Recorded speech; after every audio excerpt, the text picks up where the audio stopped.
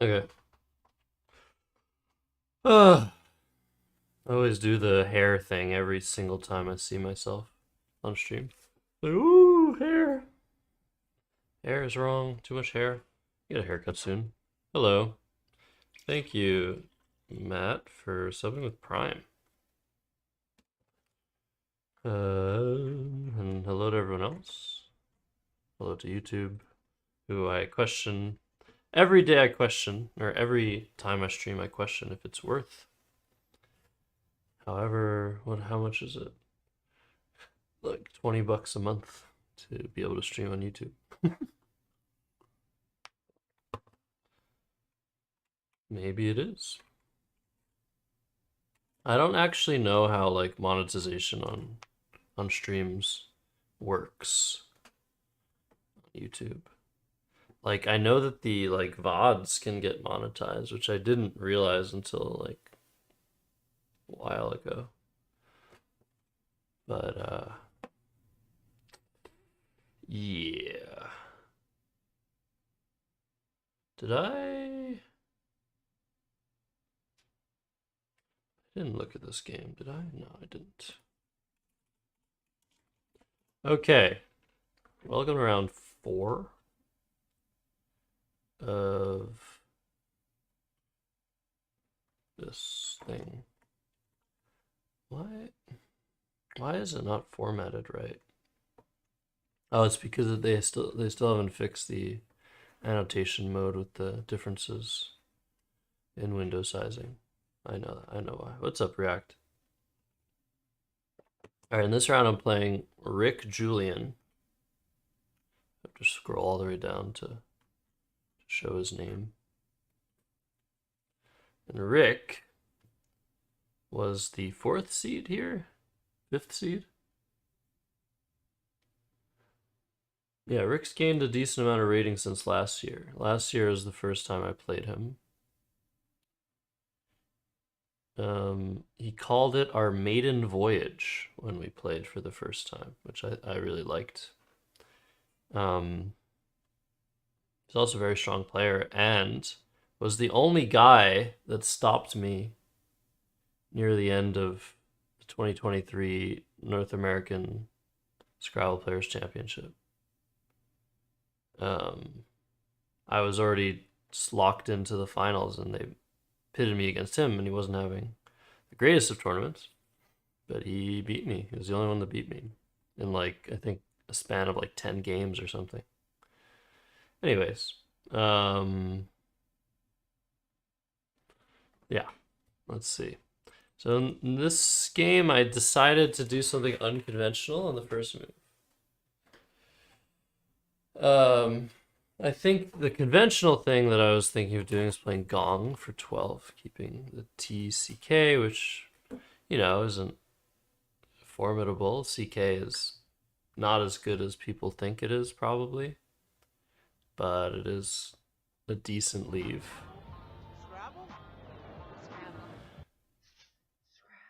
Hashtag totally unexpected raid from Austin for the 2nd night in a row. Thank you, Austin. Give you a clip shout out. Let's see what we got. Oh, it's... Did you press the hidden button for skinny? I don't remember that. I might have done. I don't know. The hidden button? Did you say the That's hidden? you, Muffin Tentacle. The hidden button? Someone explain. Is that what you said?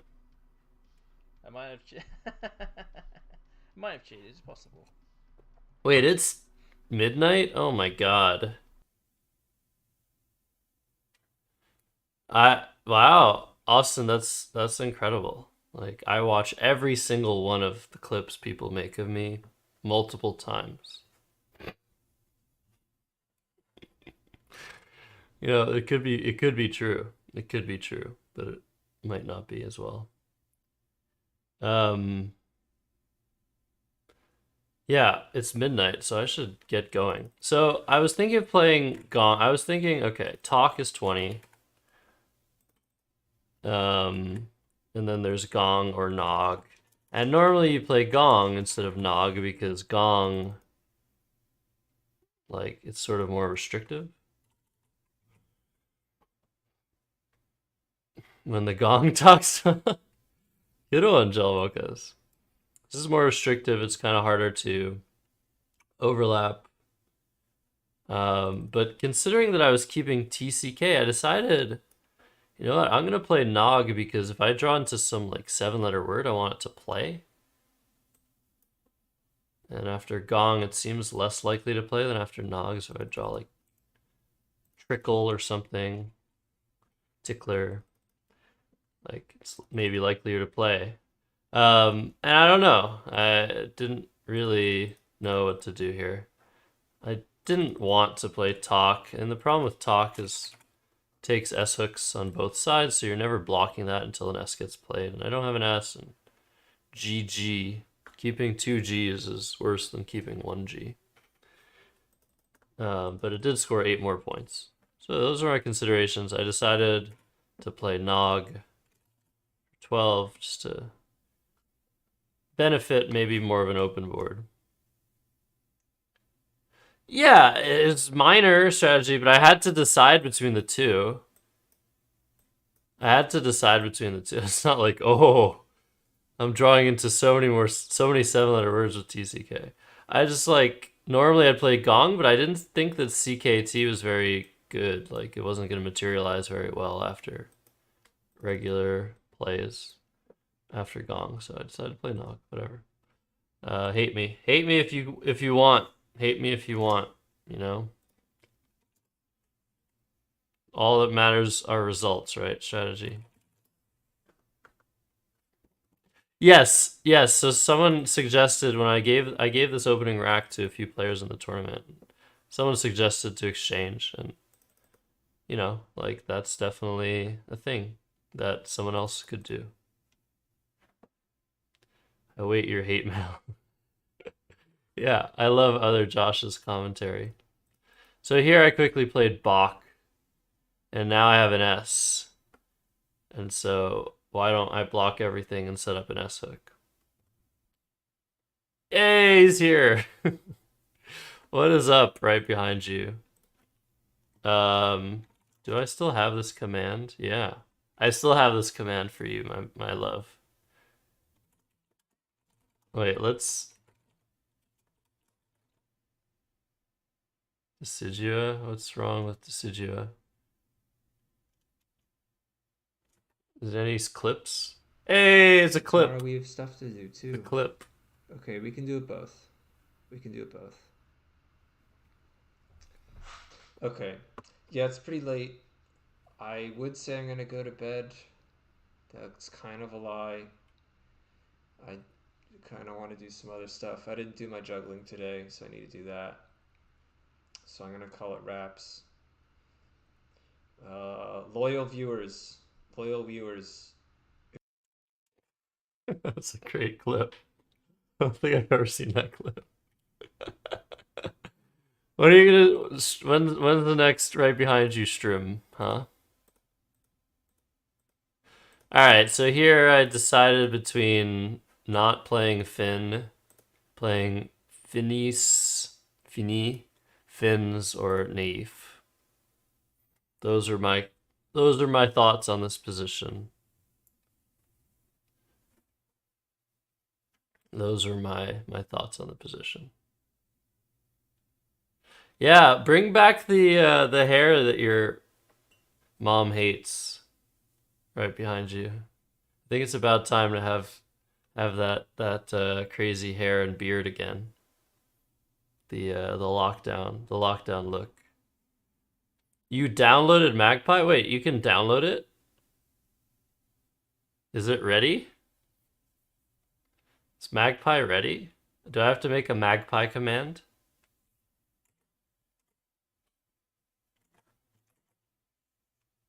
Only ready for developers? React is not a developer.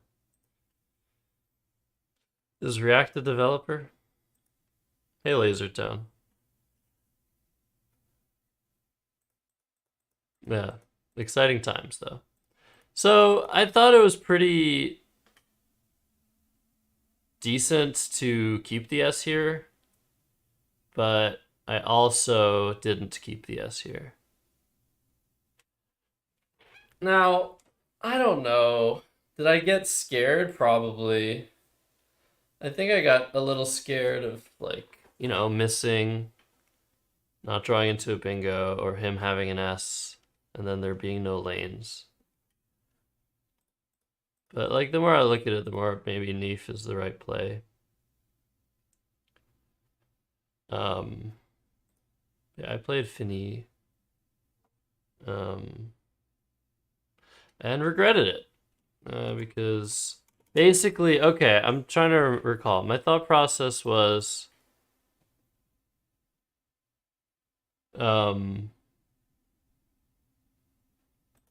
after Naif, it's kind of hard to score for Rick.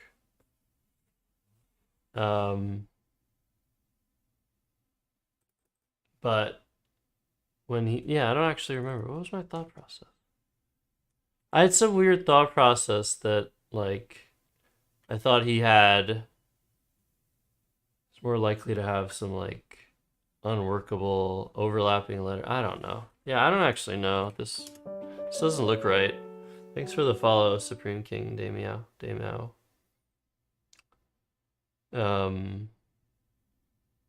Yeah, it doesn't really. Opponents should never have an S here. You know, we love strategy here. Like when he says things like opponents should never have an S here to justify something that he doesn't need to justify. Like I've already said that I think I would do this in a redo. And strategy still is just like he's sort of making me regret like agreeing with him. He does this a lot, you know? It's just like I already agree with you, but the more you like use faulty logic to justify your decisions, the less I agree with you. So I played Fini and I thought like this reduces risk. Then he played Wive. And I was like, shit, what did I do? Why did I do this? And yeah, that's the story of my life. Because then I played Wend, and I'm like, well, okay, now I'm setting up my S quite nicely, and I have a second S, and yeah, same logic. He probably doesn't have an S. So let's set it up, and then he bingos with Ratoons. And he almost played it here, but he decided to play it here because he thought I might be setting my S up. She was right. And yeah. Now we're in this position.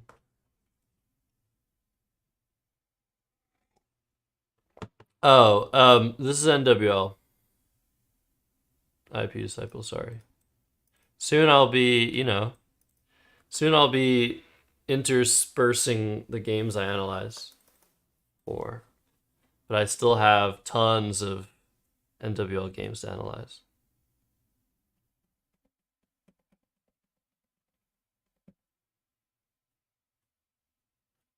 How is it faulty logic that he should never have an S? Because he played 4 tiles.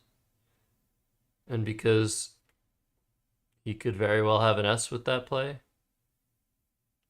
Like, he's not playing like a computer would. You're assuming he's playing like a computer would. No. Is smooch a word? Smooch? Oh, Stum, I was close.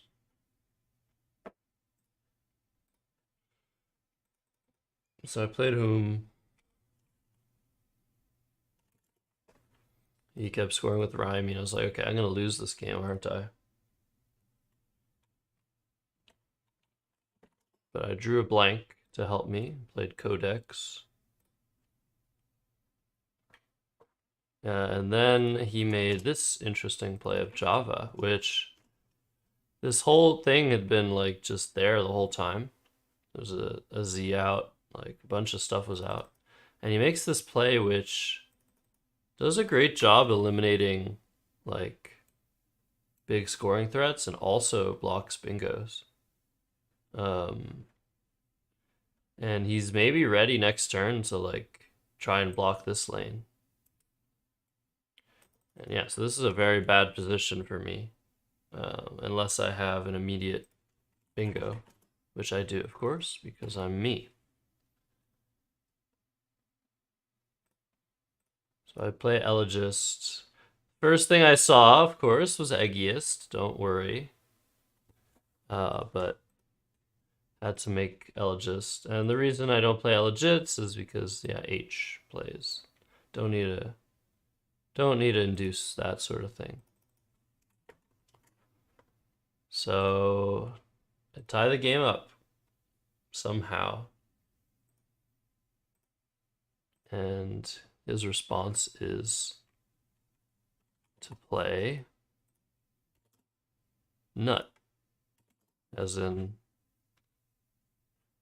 the thing that you eat.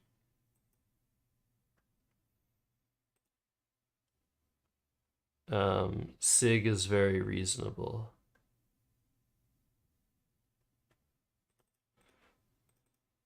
Yeah, I just glossed over that. That's only 30 points. It's just that if he manages to block, like, am I banking on drawing stuff here?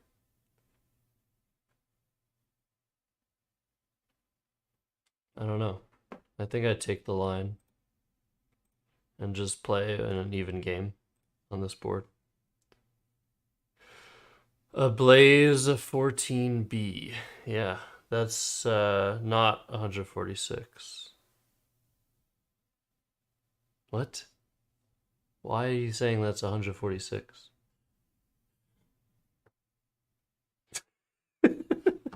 IQ disciple is not often wrong mathematically.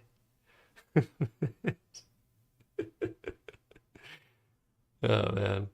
So I was very upset with his play of Nut because it basically gave me the impression that every single one of the plays I was considering making was going to backfire. So I have a way of getting rid of my Q with a Roke, which I don't really want to do. Because at the very least, I'm probably just giving him an easy way to unload his letters. I don't want to play Qua because he made a short play. He's likelier than average to have like a way to punish that. And what else was I considering doing? Oh yeah, of was what I was considering doing like the most. But after this play, the likelihood he has another T is like through the roof. So setting up F is just not good. So I ended up playing FOP. And just waiting to see what he does, basically. And the Q has some like surprise value. If he does like open something, maybe like the Q can hammer a lot of spots. But mostly I was just didn't want to open anything, and I thought I was somewhat comfortable just keeping things tight and complicated. But yeah, there's also ope, which I didn't want to do because I didn't have an L and 4 L's are out. Yeah, I don't know. I decided to go with FOP. I mean, really, if he plays his cards right, the EOQ or U leave is terrible. Like, there's nothing happening with it. But alas. And then he plays another pair of TU with Tub. No, it's not strategy. Why? So now strategy is just like trying to troll, isn't he? Just like tight but not complicated. Oh God, I don't even know how to talk to you, strategy. In my fatigue state, I'm tired because I did a lot of socializing today. In an unfamiliar situation. And I'm, of course, very introverted, as you can tell by the fact that I stream. I'm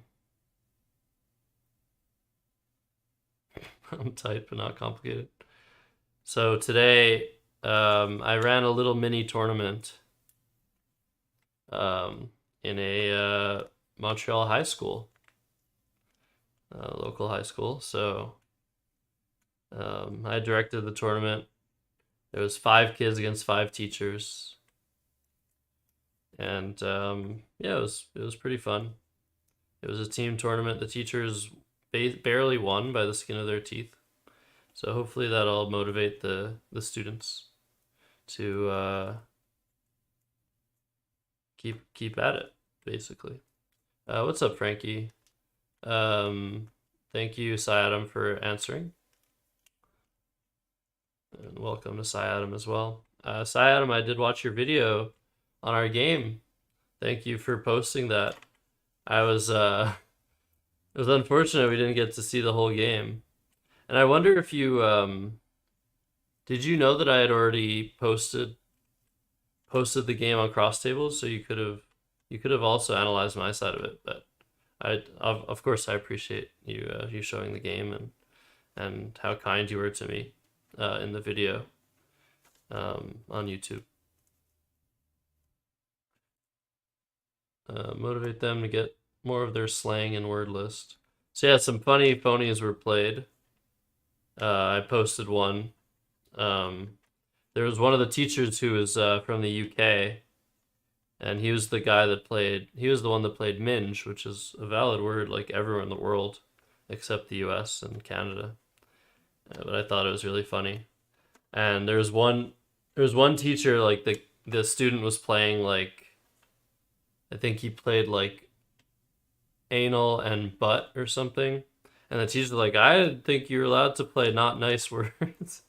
And then in the next game, the teacher played some naughty words as well. It was funny. Yeah, multi-streaming. So there are people on YouTube. But most people are on Twitch. Most of the action's on Twitch, but like to cater to YouTube. And yeah, I don't know. I don't know if I'll do this. I'll continue to do this because, like I said, it costs a significant amount. I don't think it's profitable to multi-stream, but I never wanted to do things because they're profitable. But who knows? Maybe financial situation will call for me to stop, but hopefully not. So he played Tub, and to me, this is implying that he has the last S. YouTube algorithm, yeah, and I haven't reaped that many benefits. I don't think. You try to avoid seeing your opponent's rack because you don't want to be like, wow, that was a stupid play. Gotcha, Sayada. CSW has so many odd words, yet guac is not playable. Yeah, guac should definitely be a word, I agree. So here I actually decided to play Queer for 23 rather than take the points for this once again, or play Rook here, because I wanted to reduce Rick's chances of bingoing, which I thought this did over Rook. The difference, the one thing is I might be giving him like EST bingos or whatever once in a while, but I'm giving him this U and this Q to play through, which are not good. Whereas after Roke, he gets an R and an O, which should help him to bingo. And if he bingos, I'm in pretty bad shape. So I decided I would play defensively here. Oh, Guac is coming to NWL, yeah. So that means it's coming to Collins, probably. Excuse me. So yeah, played Queer here.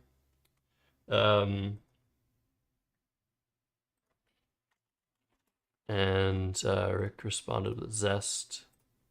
So we're basically just trading very small blows here, taking the lead every turn. It's just like a tempo game. But with the letters I had here, I was definitely on the receiving end of potential losses, I guess. I was in a worse position.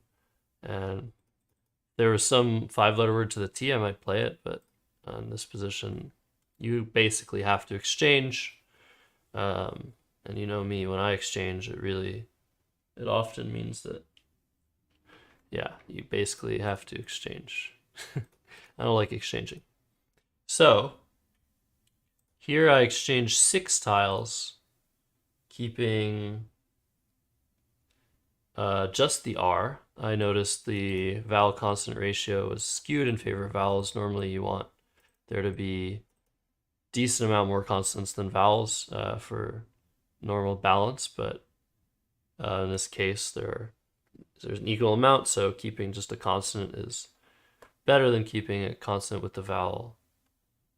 So I decided I didn't want to keep an L because there's still 3 L's coming, but there are only 2 R's, and Yeah, I considered this and exchanging everything, but I decided I'd keep the R.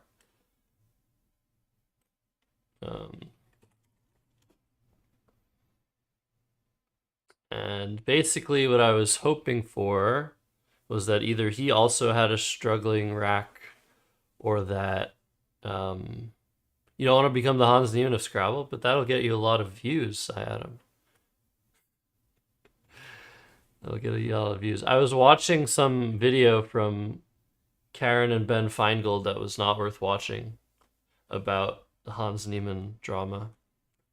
And it struck me. I don't know how many of you are aware of like Karen and Ben Feingold. But yeah, they're content creators and they're chess people and they're from Charlotte. They live in Charlotte, I think. And it struck me that Karen was literally like the chess equivalent of Sue Tremblay. So if anybody knows both Karen and Sue Tremblay, they might disagree with me or agree with me. Otherwise, like, if you're curious, I don't know. There's no like videos of Sue Tremblay. So if you don't know Sue Tremblay, then you're not really gonna get it. But if you know Sue Tremblay and you don't know Karen, you can maybe figure it out. Feingold, yeah, I don't know if that he has an equivalent in Scrabble, but I will say, like, very early on when I was streaming, I rated Ben Feingold, and he realized that I was a Scrabble player, and he started talking about Scrabble, and he knew a lot about Scrabble, and it was really cool. Like, it's like, oh yeah, back in the day, like I used to play chess in the game room in New York, and there was this guy, like, I think his name was Joe Edney or something. I remember him saying that. So you remember Joe Edley. He talked about how he knows that a lot of the best Scrabble players don't really speak English.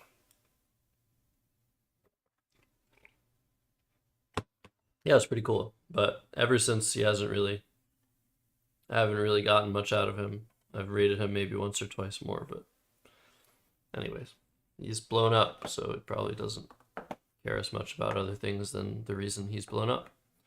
So here in this position, I was worried. And also, let me respond to Sai Adam. Good thing Scrabble tournaments aren't invitational. You don't think you would destroy a hotel room? Yeah, fair enough. Oh yes, Capeskin, exactly. A person whose name I can't pronounce. So what did he say? He said his rack was like this. I don't remember what the last letter was. Figure it out. I think it was this. No, I don't know. I'm not gonna put a full rack. But he said he had a B and an E here. And yeah, what I was hoping for is either he would have a bad rack and not be able to play to this T, but if he did play to this T, that maybe he would give me a bingo. So I was in pretty bad shape. And he ended up playing Dripped. And after the game, he's like, yeah, I had to take the points there, right? And I was like, yeah, well, what did you have? And I was like, yeah, maybe you should have played Bidet. And the play of Bidet is a lot safer because you don't float a D out in space, but it's definitely an equity drop. So yeah, pick your poison. He played Dripped and gave me a bingo because I drew the other blank, because that's what I needed to win. Hey, just joshing. I didn't realize that you lived in such a remote part of the world, just joshing.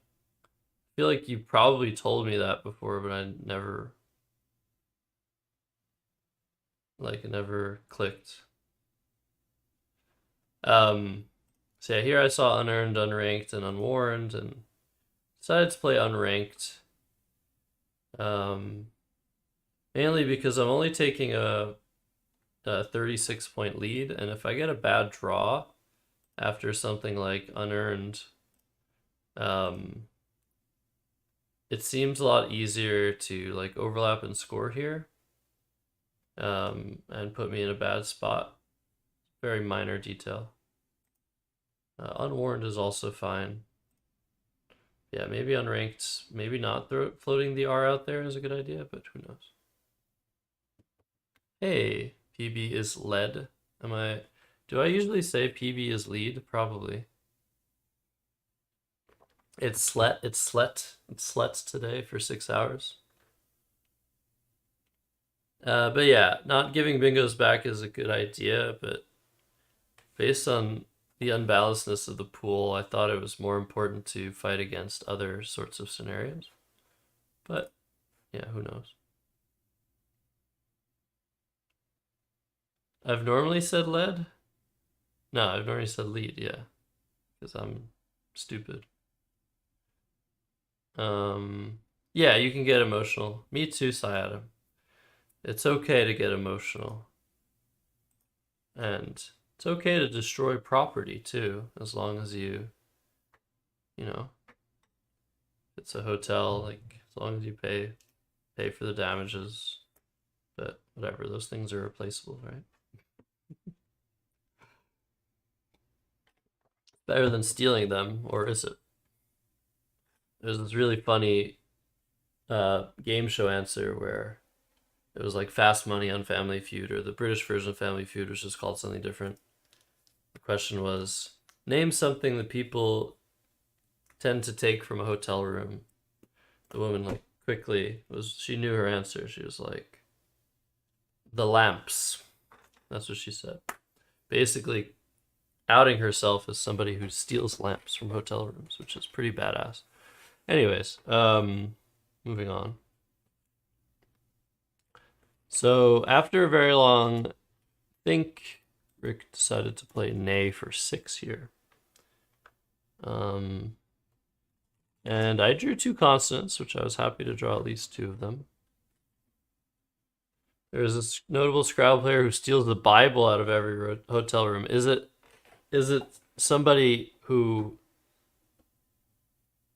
I assume it's somebody who is anti-religion, but it could also be somebody who's like a religious fanatic who would do that.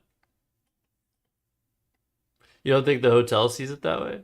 No, I mean, I don't think the people who have to clean it up are happy or the hotel is happy, but like, it's just like, if it's a generic hotel, like all of the stuff they get is like cheap, replaceable, and of low value. So yeah, they just, it's just par for the course. Sometimes things get damaged. Yeah, trashing a hotel room. I'm not saying it's a good thing. I'm just saying it's not like it's not something that you should get like thrown in jail for, like whatever. Family Fortunes. Thank you, Frankie. So I actually thought this was a good play by him. I don't know what he had, but I thought that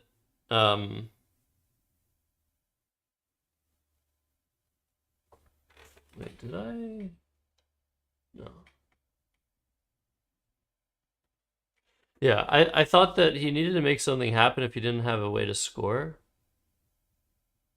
I don't remember what he told me he had. But yeah, it could get pretty awkward after this play. Like, if I decide to block the bingo lanes and he has like a high scoring overlap, it could get pretty dicey. So yeah, I didn't think I was like out of the woods here. I obviously saw radio, but I questioned whether it was actually okay for me to sacrifice a lot of points to block here, because I could again just draw some pretty bad stuff. And so I was looking for ways to block very well, and there are ways to block. And I think there was a play like AI or AA or just any 2-letter word here is going to block the lanes that were opened. So those are reasonable options. There was also, yeah, anything with the O as well, because there's no S's unseen. So there are ways, like, I also considered like playing Udo. But I ended up not like fully blocking. I ended up playing Aroid. And the reason I played Aroid is I didn't see a lot of bingos he could have. But the ones that I did see, um, like, didn't necessarily win the game. So I'm taking a 39-point lead after this, and I saw like if he has something like Abolle, Abollae, I can still win because yeah, 5 and 7 times I'm drawing the H, and I should be able to overlap. So if we imagine Abollae, I can play Halo, or something, or Hayet, and it looked like I was outrunning that, and I thought I had to be a little careful because it's always like struck me as very weird the way that like the flow of pre-endgame Scrabble tends to work, or even just Scrabble in general, where you're almost always like when the game is somewhat close, you're always at like almost always at a risk of losing to a bingo, but also losing to like scoring plays.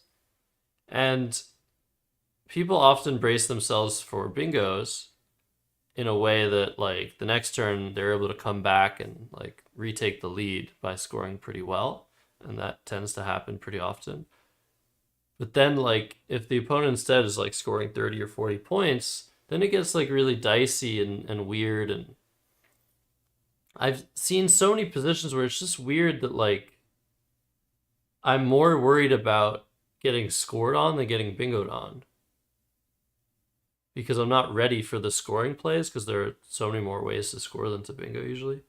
So it's just weird in this position that like, oh yeah, if he bingos I should be fine, but not necessarily. There are probably a lot of bingos that he can have here that don't really give me anything. Like, okay, all heal. I'm looking right now. There's like all heal. There's Althea. There aren't that many. But yeah, I'm not very good at like finding all the playable bingos with something like this.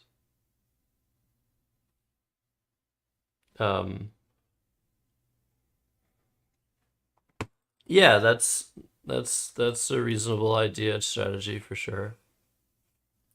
But yeah, so the biggest play that I saw that he could have like was BAH, and that's 41 points. So after Aroid and Ba, sorry, that's 39 points. After Aroid and Ba, the game is tied. The thing is though, if I saw that if I play Aroid and then he plays Ba, he's gonna have 6 tiles to my 7. It's gonna be my turn. So it seemed like a very large amount of the time I should be able to squeak a win after that. But if he instead plays like La, you could be keeping a B to score with, but the B doesn't seem very useful to score with. But yeah, what's very important here is there's only 2 scoring tiles left. Everything else is 1-pointers. So if I'm fighting 1-pointers in the end game, as long as I have like 2 consonants at the very least, I should be fine. Because there's just nowhere to score with 1-point tiles here. So I thought that I was okay, that I was going to withstand like the biggest scoring plays here, and that I would only lose to maybe some bingos and some weird scenarios. So I played Aroid. But yeah, it's a very complicated position, and I probably didn't get it right. And indeed, he did have Ba. But as I anticipated, I was fine. I mean, I drew into 3 consonants, which really helps.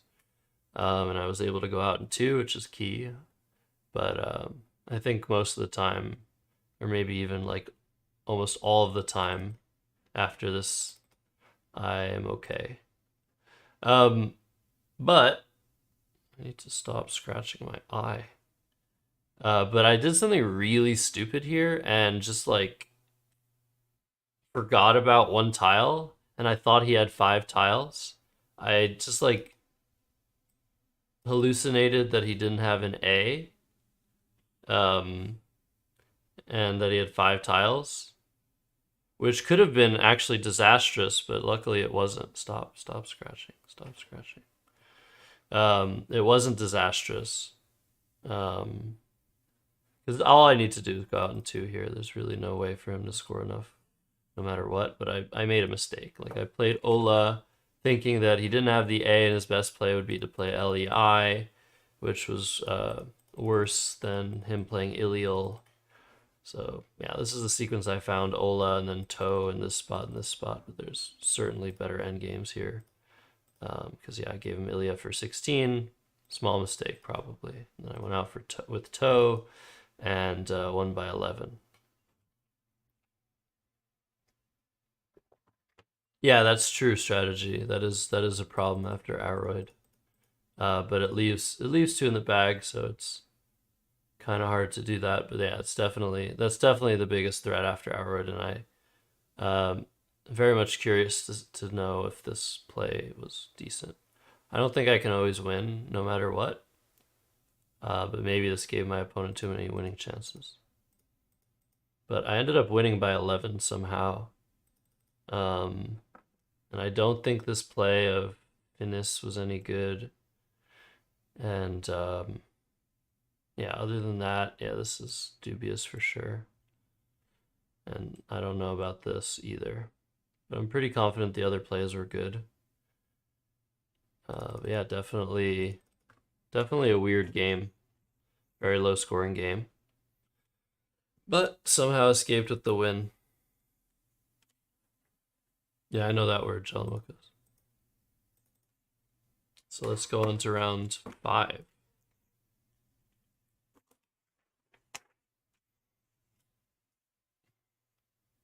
Pop seems good. Okay.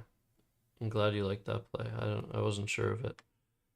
Alright, actually, I need to change the title because I already looked at round 5. So I'm changing the title to 6 and 7. Round 5 is already on the internet. I can show you guys what happened.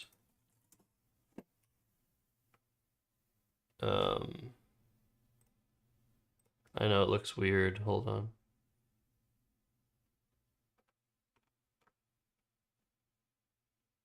Where is it? There it is. Okay, let me fix this real quick. I gotta go to Aerolith so to trigger the scene.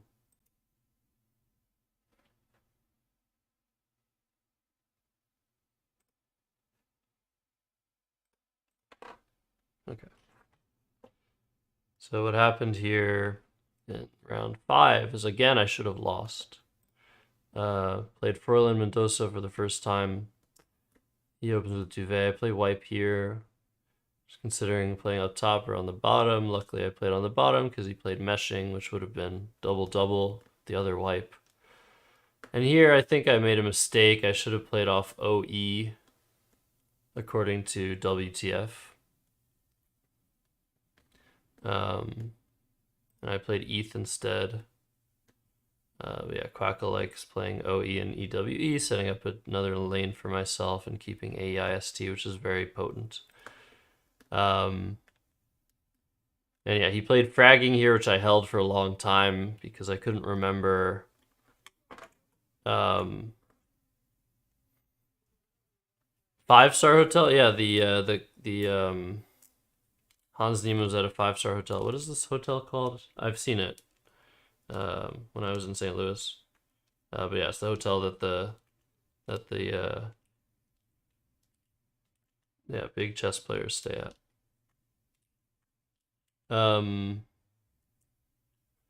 So yeah, so I used to play a video game which involved frag grenades And when frag grenades would be used, we would call it fragging. So every time that a word comes up that I know that I've used in certain contexts in the past, in like video games, I very much hesitate because I don't know. It's hard to know if like the words that I use are actually words or just like terminology from the games, and I'm sure a lot of you experience similar things in like other hobbies that you have that use words that aren't actually valid words. Sometimes they are. So I was trying to like remember if this was one of the things because I at some point checked all the terminology that I could think of, and if it was valid in Scrabble. And of course, this is one of the things that I couldn't remember. But yeah, I decided to accept. Quick quiz. I gave people this quiz, but what other letters can this blank be? There are actually two other blanks that I would not have held. I'm not saying that that was right or wrong, but yeah. What's up, Master Doe?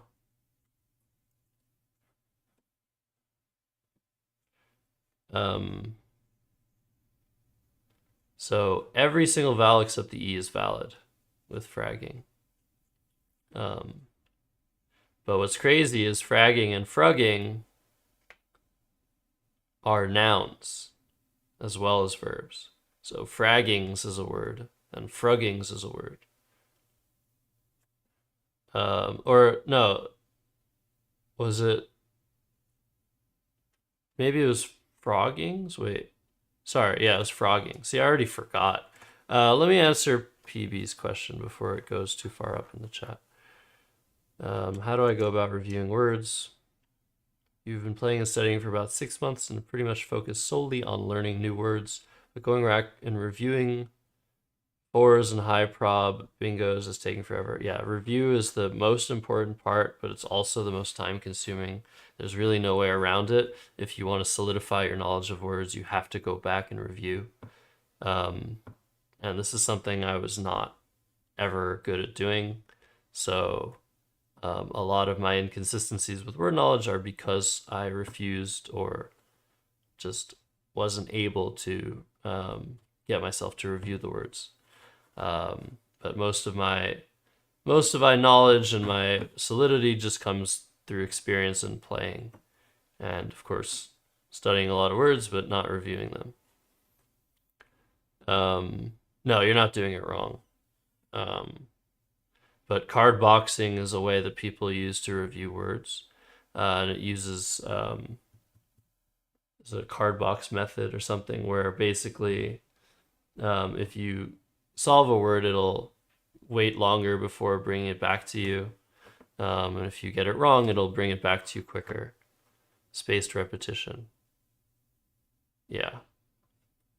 Strategy, yeah, has said that reviewing is overrated, but you know, there are varying opinions on those things.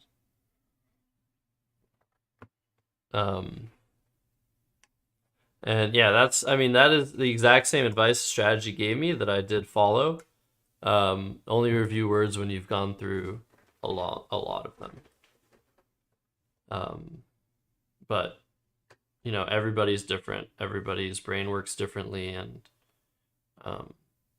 it's definitely useful to review. It just might not be the optimal approach. But you never really know. Good one, Ruby, and welcome back. You've gone through 2345 plus 5,000. Yeah, I started reviewing after I went through 3,000, I think it was. But if you're gonna review, you have to like be very careful about it. You should make sure that you're aware of the hooks, and if you don't get the hooks right, then you should mark the word as missed, basically. You always wonder if I should really try to find words in alphagrams I've not seen before or go through them fast the first time, then search on a second run through a set. Feels like you risk remembering a phony that you find first. Yeah. That could happen. But yeah, people have found card boxing to be a useful thing. WTF and others are working on a better way to study.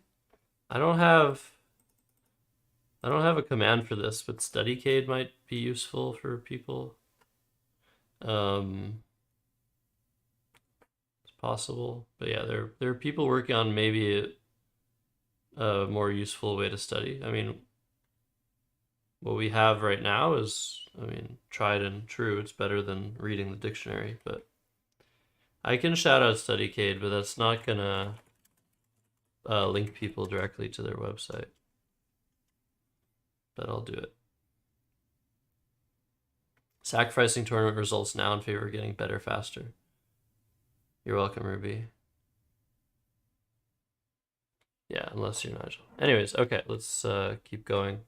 I'm already tired. Thank you, WTF. So he plays fragging, and I immediately make a mistake because I should hook it with an S and play Doxies, but instead I play D6, which isn't much worse, but significantly worse. Here I play this play of duty, which is just a play I did not like. I didn't think it was a good play. I just couldn't find anything better, and I missed Ooted or Ooted, making Do, Et, Si, and Med, which is just by far the best play, even though it blocks lanes. Yeah, it's the best way forward. This also didn't do a great job controlling the board because I'm blocking this 12 row and I'm blocking this D, so the top left of the board is going to be really hard to access a lot of the time. So yeah, I should just go ahead and play Ooted and score again next turn and then see where we are. And here, this is what Froylan said.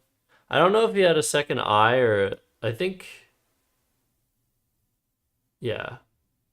I think he either had a second I or an E, because he said something about aborigin, or maybe it was aborigin, and he asked me if it was valid, and I was like, no. What about Troy? Yeah, Troy is probably better than Duty as well. I don't know, I didn't want to play through the R for some reason. I guess I was basically thinking, like, that if I'm going to play through the R, I should set up a lane rather than just, like, put a Y out there. Yeah, this blocks... Both of these plays, Duty and Troy, block both the 11 and 12 row, which is really not great. Ooted is fine. It scores so much. Yeah, if this was his rack, he had Robinia, but I'm not sure this was his rack. Maybe he had another E. So he played a bingo. And I make another mistake here because of fraggings, and I play set line when Lenites is like 10 more points. So once again, suffering by not knowing my hooks on very low prob words. Froylan plays Prow, and at this point I'm only down 37. I've come back mostly into this game. The board is pretty under control if I make certain plays, or I could leave it open. But I decided I was happy to engage in a more closed position here and try my chances with the Z, and I played Juried. So the other option is to play like Adjure, which puts an A out and like allows a lot more plays. It also allows plays from H1. But I decided, even though there are tons of A's left that I can duplicate or triplicate or quadruplicate or whatever, that Juried was worth playing. And yeah, I'm down 10, but I'm feeling like I can make something happen and score pretty well with the Z, and maybe if I draw the S, that could help as well. And there's also, yeah, some other stuff unseen. But yeah, for them plays year, scores pretty well. It blocks the play I was gonna make of Hamza, um, which still works except for ADE.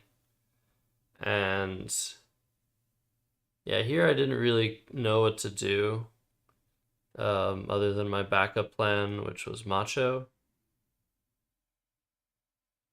Yeah, is it Hamza? I don't know. I decided to play Macho, but this play is like not great. It looks like it sets up the Z, but it doesn't really. It's like kind of hard to draw a Z play. But I played it anyway, just to score some points. He plays Ovum. And I guess, yeah, I should wait for the ads to be over to talk about this position. But yeah, what I say to beginners is, like, for word study, is just to keep playing. Just play a lot. You'll pick up a lot of words that way. Learn some important stuff like 3 or 5 vowel 8-letter words. Yeah, the high prop stuff is good. But yeah, mostly I would say you should play a lot more than you study. You should always play a lot more than you study, actually, in my opinion. But yeah, as you see like stagnation when you're playing, then you start learning more words, and then your strategy will evolve, and you'll get better that way because your brain knows more words and your brain is processing things faster than you can realize.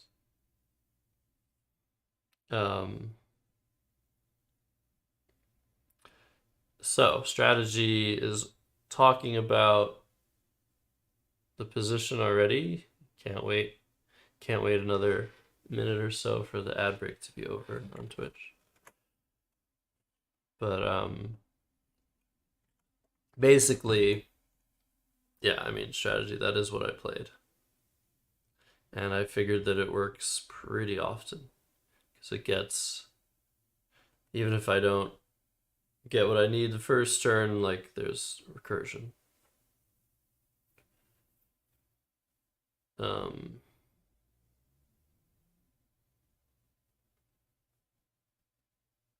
I don't know why. Like, what could he have there, Koa?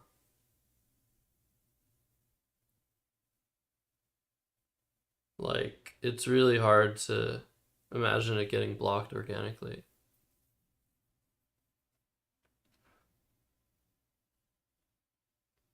But yeah. So, let's go back. Macho is sort of an attempt to set up the Z, but there aren't that many things I can draw. There aren't that many things I can draw here. I need like Fez, Res, was, says. It's not that great. And he blocked it anyway. And yeah, in this position, I'm like, okay, I should set up my Z here. Down 30.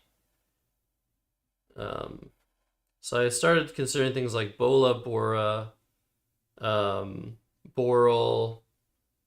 And I liked Boral, Boral, because it set up not only the Z, but it also set up Aboral, which you might not know. But all these plays kept a U, which was really going to hurt unless I drew the Q, which I didn't really want to draw. And they also opened things, and they're more likely to get blocked. So I ended up playing Labor here, not through this O, but here, because if I draw an O, I get Zoa for 70.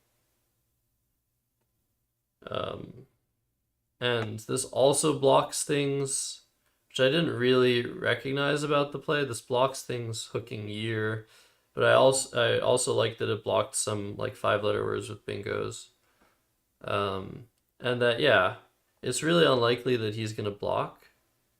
There really is only one reasonable word in NWL that he could have that would like screw this setup, which is Koa. So it seemed really likely to stay open for at least a turn. And this board was quite close, so I could get away with fishing for it. Yeah, he could, but then I can score and, you know, like it should be a game no matter what. But it turns out I blocked Crank, and he did have the K, so he could have just played KA, but he quickly played Conk, which I was very happy to see because I drew one of the two O's. And this play did not signal much strength at all, so I now take the first lead of the game with Soa for 71. And I should be in the driver's seat here, even though there are a lot of threats, like with bingos and like the W and the F out and the Q. I should be in good shape. He told me this was his rack here, and for the second game in a row, the opponent fishes AE in perhaps a dubious manner. But he took a really long time here, and it's a very complicated position. It's very hard to find a move. But yeah, definitely in very bad shape. You're foiling here. So yeah, I wondered if this meant that he had the S, and I didn't really get it. Like, I figured that if he had the S, it was with low scoring tiles, and he didn't want to play with bingos because it was too cheap.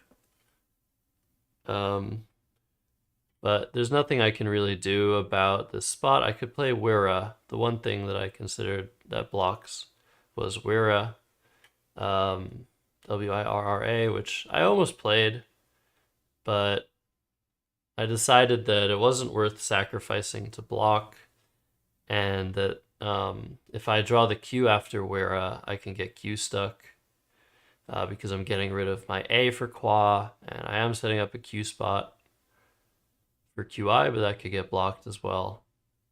So yeah, I didn't like the idea of Wira because, yeah, the Q is going to be very important here. And I decided that I had enough to be able to block the bingo spot, since I still didn't have the S and maybe he had it. I had enough to block and should be able to still win most of the time, especially if he doesn't bingo. What's up, Real Skill? So I decided that I would play Want, and this is my reasoning: trying to block cheese and fest type plays, saving Qua and KD, QAUA and KD. If I draw the Q, and it seems good to play an extra tile here, because if he does get the unlikely bingo with Ska, I'm likelier to draw the last A that he would need to not be Q stuck a lot of the time after the bingo. So I'm still not dead if he bingos, because if he draws the Q and not the A, I can block the I that he's probably going to set up with this bingo and Q stick him. So that's why I decided to play the extra tile, just so that I could be likelier to draw the A he would need in this scenario where he's bingoing. Twirl. So I didn't consider twirl. I feel like if he draws, if he like takes the lead after twirl, it's gonna be hard. But yeah, it could be. It could be.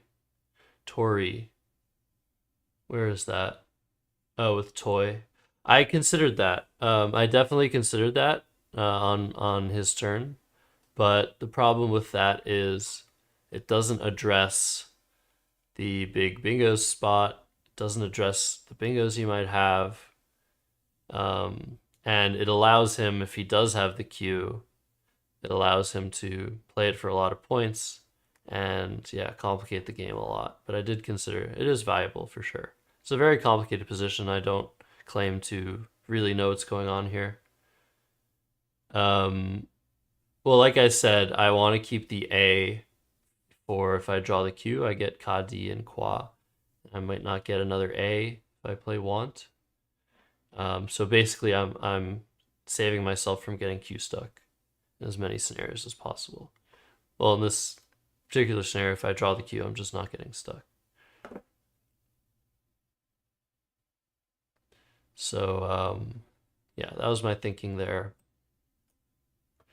He then plays Raya, and I was just like, okay, I think I win now. So I look at the unseen letters E, F, I, N, S, T, T, and it's like, yeah, there's no bingos to play here. I can safely just play Ka, D. But I wondered if I should play Kwa or QI instead, because I'm leaving myself very inflexible ELLR. But yeah, who knows? Yeah, I felt very fortunate that like the AE and Raya scenario, but that's what happens when you complicate positions. It's like unless you just live and breathe Scrabble like we do, you know, like it's really hard to figure out what to do a lot of the time. You need a plan, and on certain boards, plans are so important. And yeah, here I screwed up the end game. For some reason, I miscalculated. I decided to play ERR for 3 because I thought I needed to threaten to go out, because if he goes out before me, if he gets 2 turns, he's going to score more that way.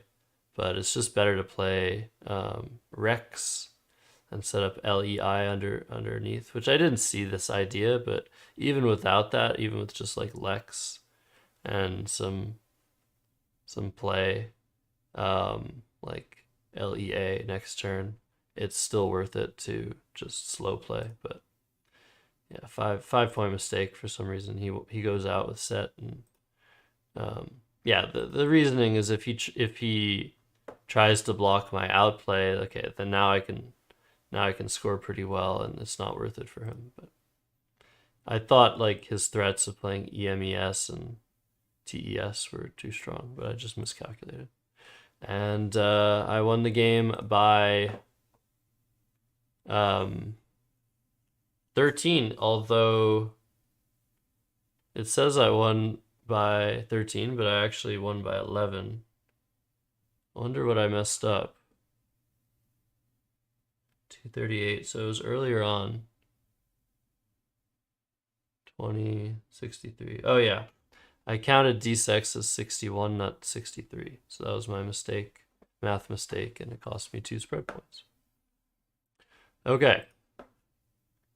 That took a long time, but it was a very interesting game.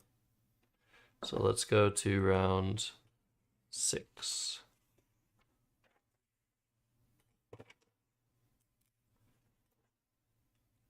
Hope you guys are enjoying this analysis. Like I said yesterday,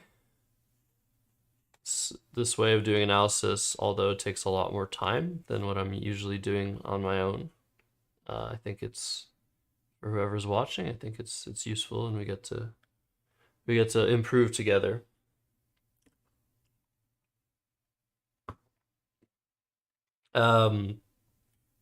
So now we get to watch a very different type of game.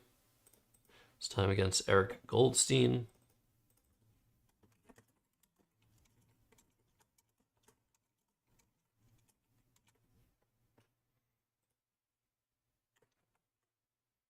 I think you got a Pez.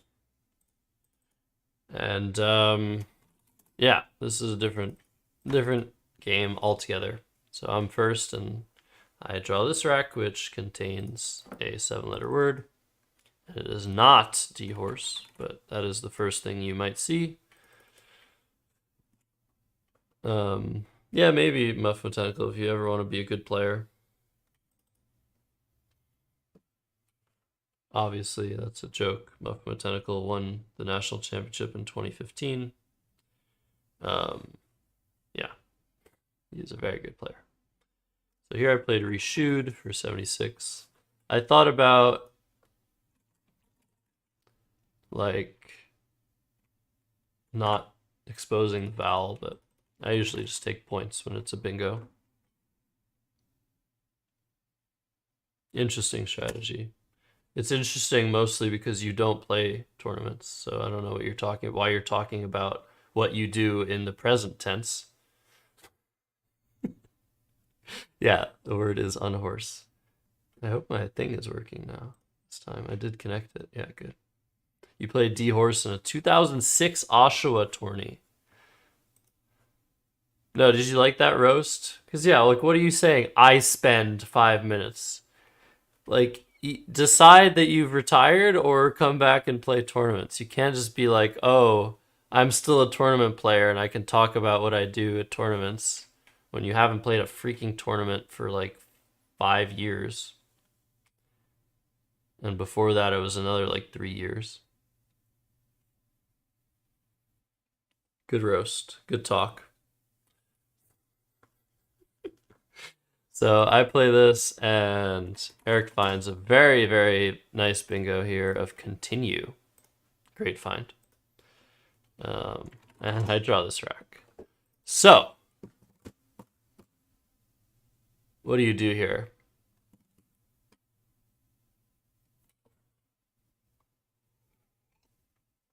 Saw Firemen's Ensiform was just blocked. But yes, Firmness for 98. Yeah, I also spotted Misinfer. So this is just like luckness, is what you would call it. Eric held the play, but accepted. And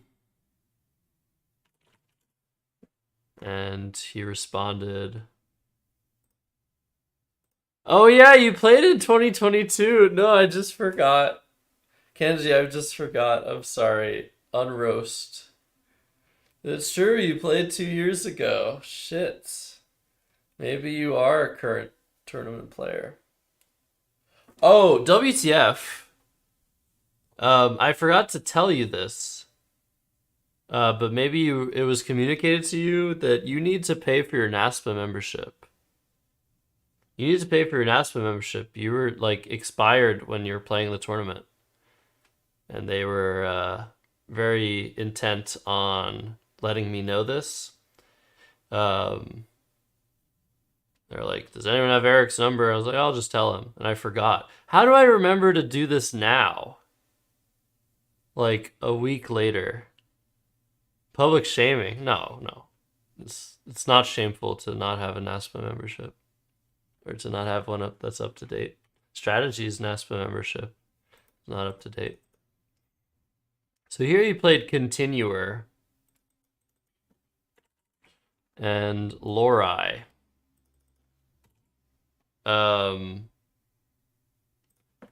What would you do here? No, they didn't. They didn't. They were like asking like out loud, and I was like, oh, I'll just tell him. But yeah, you have to play for your NASPA membership. WTF. Everybody has to say, even in the YouTube chat, make sure you tell WTF that he needs to pay. He needs to pay. Oh, he messaged you on Facebook? Should I respond to him? Yeah, probably.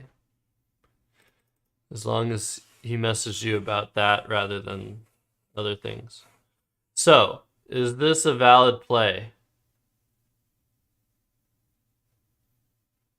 The word continuer looks absolutely horrendous. And this is a weird word too, but I knew this word. This one, I said hold. I knew this was going to happen. And then I was trying to remember anagrams. Maybe that would help me remember if this one is valid. Then I saw neutronic. There's actually another word with these 9 letters. And that word is Centurion. So important to know your hooks. I ended up accepting and being like, yeah, that's a word, I think. And I almost played Fipple in this position, and I totally misfjelled, but then I saw Julep. And luckily I didn't make a mistake. And then Eric's like taking forever. He's like, I don't know, like, this is bad. I'm probably gonna make a bad play. You're gonna tell me this is a bad play, but I don't know what to do here. And he puts TAU on the board. She's like, yeah, that can't be right. And then he puts like UTA on the board. He's like, oh, maybe this is the right play. And I'm like, bruh. All the while, if you wanted to play those 3 tiles, you should have played it here. But yeah, for a very long time he thinks, and then he plays TAU, which just doesn't do anything for him. It blocks lanes, scores nothing. Yeah, just a play I was very happy to see.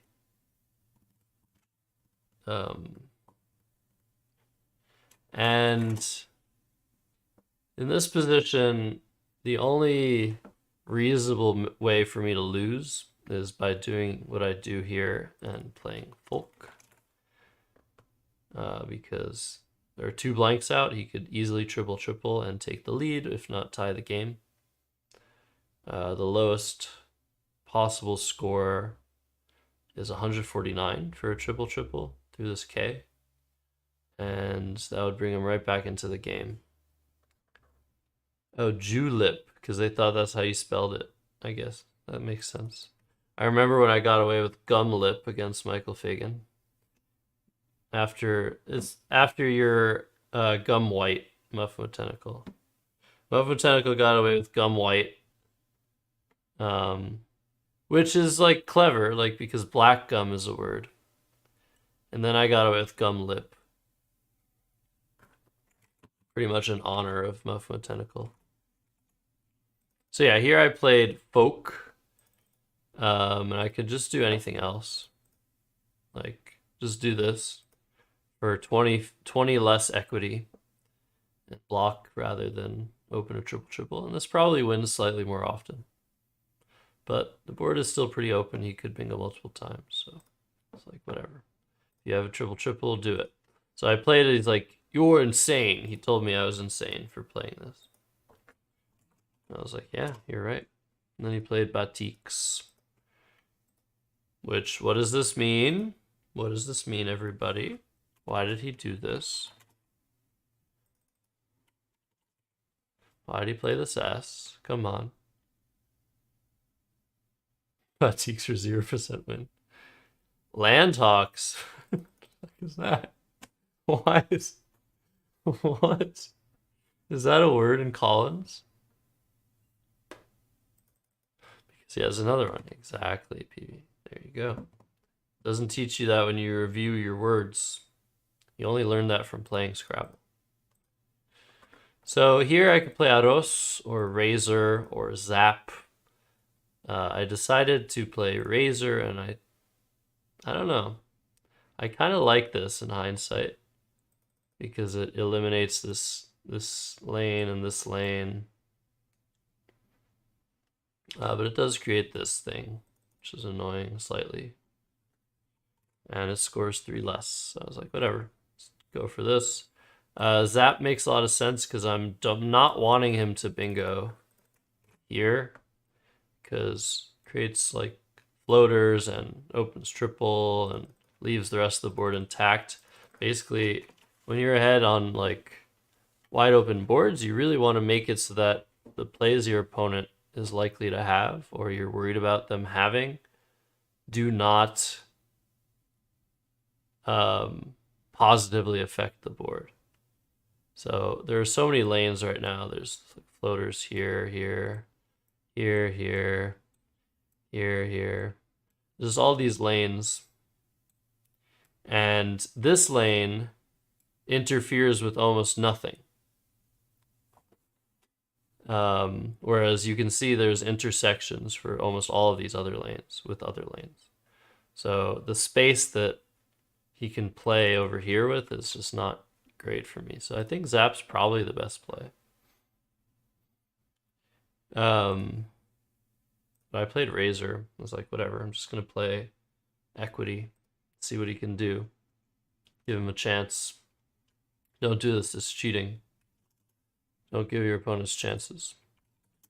No, I was playing for spread. He played cheese. And yeah, I draw pretty poorly here. And make a play I regret. But yeah, I thought about playing Vig. And then I saw Virga and Vigors. And I decided to play Vigors because this opens more of the board. And this also blocks plays through the queue, which would score well. And bingos through the queue, but very, very minor reasons. But what this does is it blocks this big spot where there are lots of hooks. So yeah, it's interesting. Yeah, maybe I do Vig in hindsight, but like this double lane is not a big concern. Having the eye in second to last position is kind of difficult. So I played Vigor. That's the Scrabble song. Started off with Vigor. Then you played Dismay. You guys know that song. I played it before. But yeah, this allows Eric to score very well with Grody. Okay, that means sleazy. And I end up playing Vig because I draw another V, another G. But this time the leave with it is a bit better. Yeah, I could play this, I could play this, but now it's like, okay, let's play Vig and whatever, get rid of our worst letters and be able to respond to more things.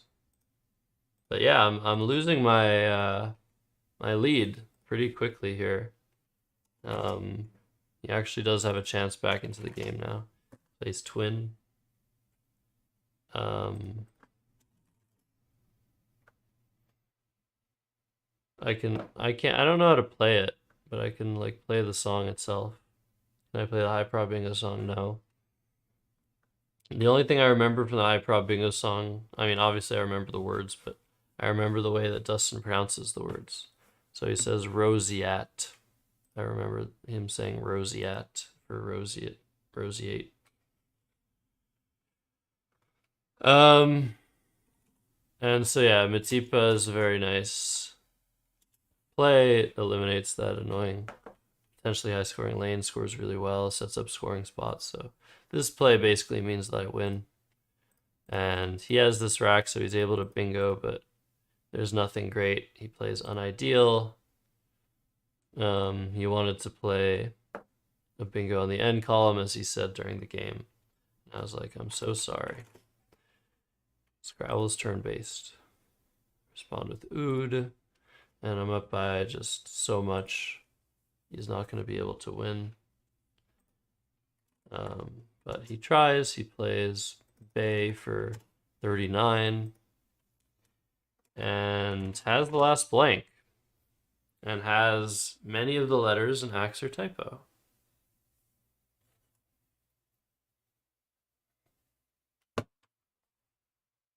So, I looked for 7s and potential 8s, and I didn't see anything that would play, but I saw like Exactor,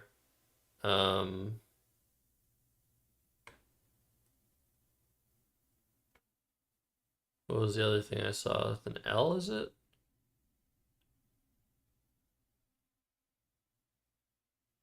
No, not with an L. Was it? Yeah, Koto. I think there's another one with, is it with an L? It's not with an L. Then I saw acetoxyl, exactors, exactory, exaction. Yeah, I don't remember. Anyways, I didn't see any bingos that played, so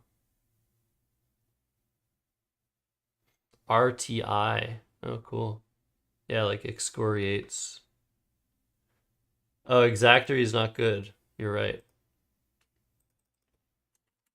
So here I played Wino to block Cox, whatever, and leave myself with. Oh no, I didn't play Wino. I played Wine to leave myself with Iota and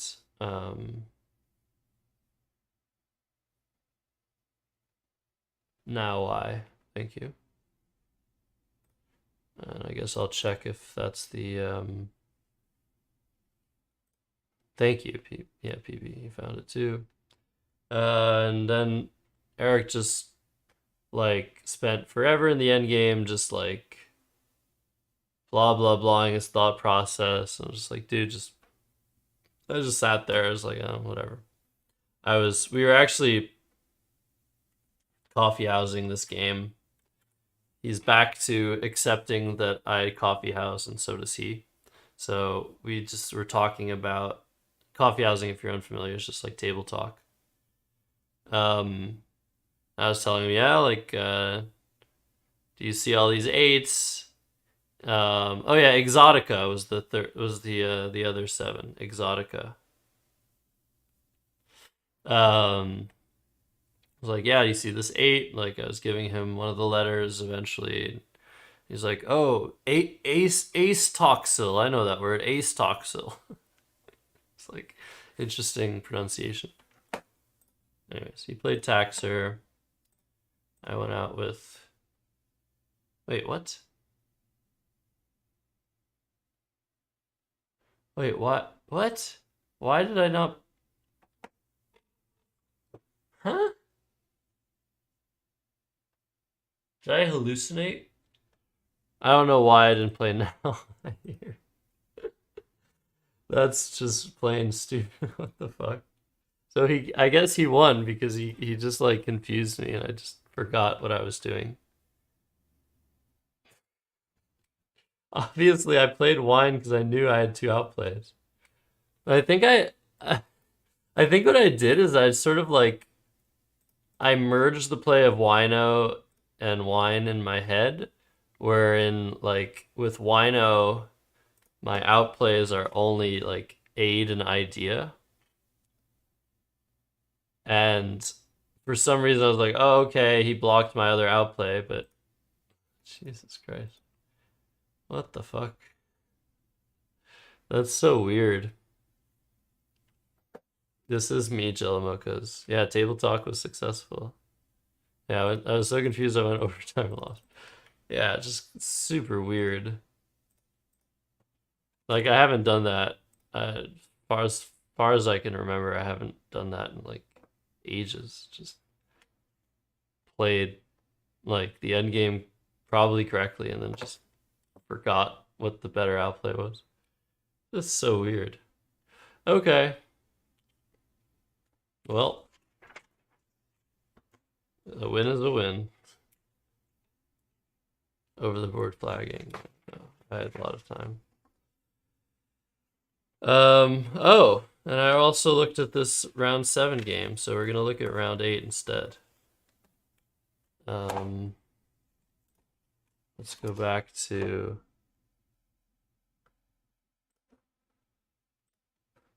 this other thing. So this is round 7 against Ricky. He opens with Dreeing. Here I make a small mistake. I think I played Azure. Azure. It's one of those words I just can't pronounce. Azure, as Americans would say. My first thought was to play Z, and that's probably a better play. I bingo just as much, unless for some reason after Z, Ricky plays more defensively than he does after Azure. Are you sure about that? WTF. Oh yeah, you need to renew your membership too. What's up, Luckboxland? So yeah, apparently it's like a 3-point inaccuracy. I draw into a bingo motion. He plays Seba. My only play is Gur here. He plays fresh, which I was sort of like wondering about, like probably slightly tilted about because he blocked lots of jaggy plays, but set up a fresh, and I was like, does he know this? I played with a fresh and he didn't hold, so I was like, oh, maybe just assume the risk by playing fresh. After the game, he's like, that is a word, right? And I was like, yeah. He's like, yeah, I thought it was probably. Then he plays feign, and then I play blunders, and I'm ahead by 30. So I came back. He plays oath, and I don't have any other choice but to play ratio. He plays web. I don't actually. Yeah, he did play web first. Why did I play my S? Because I had a second S, and adding the S to Flay scored me an extra 6 points. And yeah, this does give him information, but it's not information you can do much about because there's absolutely no S hooks on this board that are bingo lanes. So he doesn't have anything to do. He's just like, okay, he has an S. The only thing he could reasonably do is with that knowledge is like maybe he wants to block Jags plays, or maybe he wants to be a little bit more defensive because I have an S and I'm likelier to bingo with an S than with any other random tile. But the information I'm giving him and the fact that keeping 2 S's is often only slightly better than keeping 1, definitely rarely 6 points better. Given all that, yeah, it's worth it to place the S. And yeah, just give him the information. And he plays feign anyway, which gives an S hook. Yeah, just this play demonstrates how useless the information that I have an S, or that I probably have an S is. Sometimes it's not worth even keeping 1 S. Like on this board, you could reasonably play flays without another S. If you have 2 other consonants, you just want to, yeah, keep fewer consonants. I wouldn't say it's correct. It's probably better to keep the S even on this board, but it's still possible. So blunders, he plays oath, I play ratio, he plays web, and I have this really awkward rack. Where, yeah, I decided I'd need to exchange. I considered playing outdo. It's the one play I considered making. But I just didn't see it. I didn't see it being worth doing. There were 2 blanks out. So I decided to keep just the E, not the ET. Wanted to, like, yeah, make it a little bit likelier that I draw a blank, and there's already a T to play through an oath, so keeping the other T isn't so good. And the vowel consonant ratio is decently in favor of just keeping an E, but Quackle thinks this is probably a slight mistake to keep E rather than ET. Then he plays vent.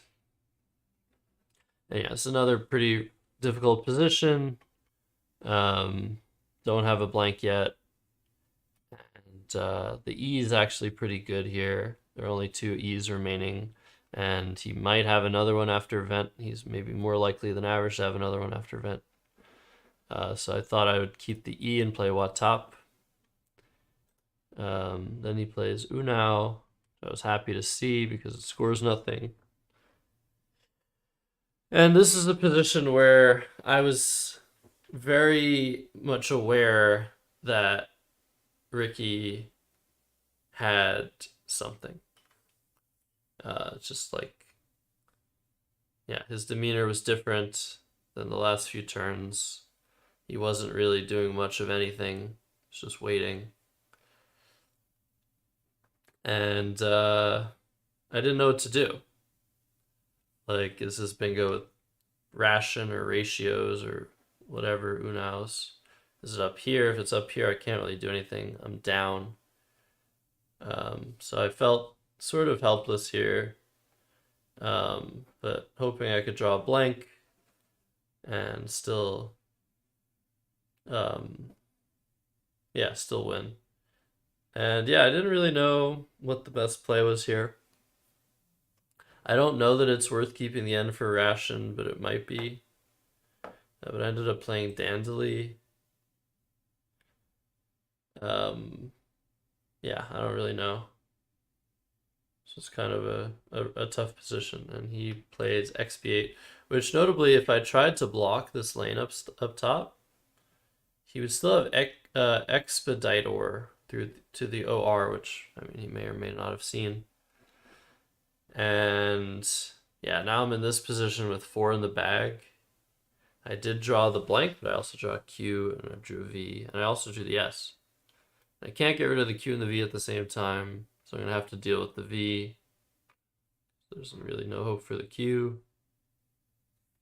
And the immediate play you want to play here is Cots for 44. But the more I looked at it, the more I realized that just doesn't win me the game, really. Like, I'd have to draw, like, Sievert or something. Oh, I can't even draw that. Like, I would need to draw Bingo with an S, with a blank S. And it doesn't seem very likely with these letters because, yeah, if I score 42 here, I'm down still over 30. He's just always going to have a play up here that scores well, and I just can't see myself winning. Yeah, and the problem here is even with just Cot, which is what I played, it's extremely unlikely for me to draw a Bingo starting an S. There's like, if I draw CR here, I win. Maybe. So if I draw CR after Cot, I have Scrives in multiple spots, which he can't block. But he could also just play 1 tile off. Oh yeah, CRLs, the silvers and slivers, and what's the one with the scribble? Wait, what's the word? What's the word with the L?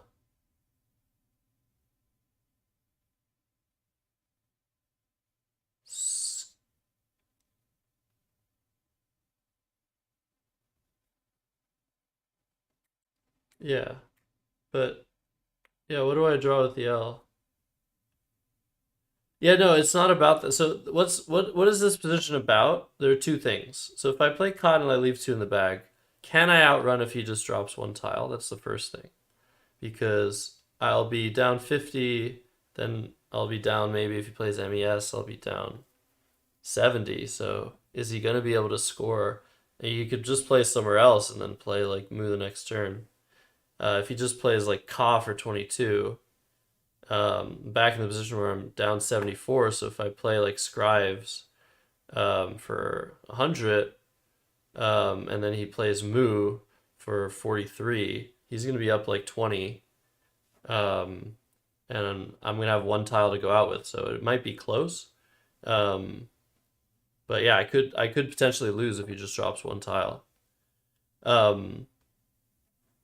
I could also drop 1 tile instead of bingoing the turn after.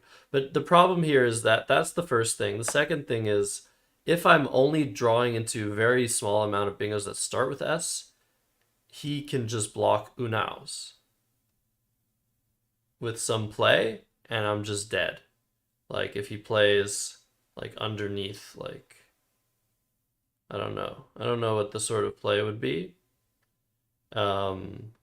Like, I think he wants to play through the D, but maybe he can't. Idle, that wouldn't work. So yeah, maybe I have some. Yeah, he could still also just play through the I. So yeah, if he plays something through the I, that blocks Unau's plays, then I don't have anything. So those are the problems in the position. So I basically either have to hope he messes up, or that I do draw a bingo that starts in S, and he can't quite outrun me. So it's quite unlikely. But what did happen is I played Cot, and then he played Rue. And basically the letters that were in the bag were CIMO. So in the case of Rue, if he plays Rue, I actually win 50% of the time. I draw bingos with CO, COMO and OI.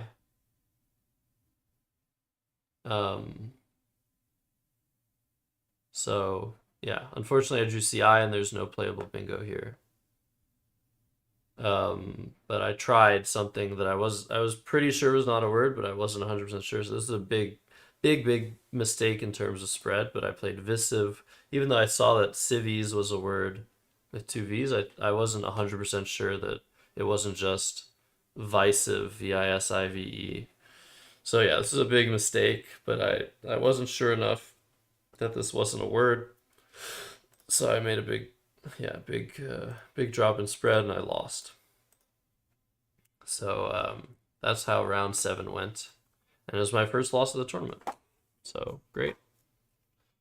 Of course you can see on the score sheet I wrote down like all the possible 7, like yeah, nothing played. Chivies, Vishies, and civies.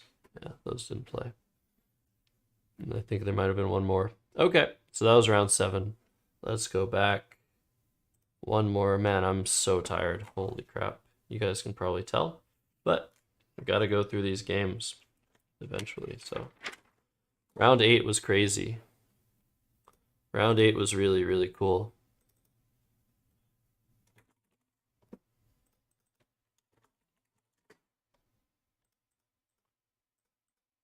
So I was playing Jeffrey Jacobson. He was around 1700 rated. And I was first to act, and I had this rack. No, I didn't. I had this rack. Yeah, exactly, PV. I'll try. I don't think I'll actually do that. I played Thieve. I didn't want to play it here. It's like thievery, and like the S hook is really dangerous and whatever. So played it up top here.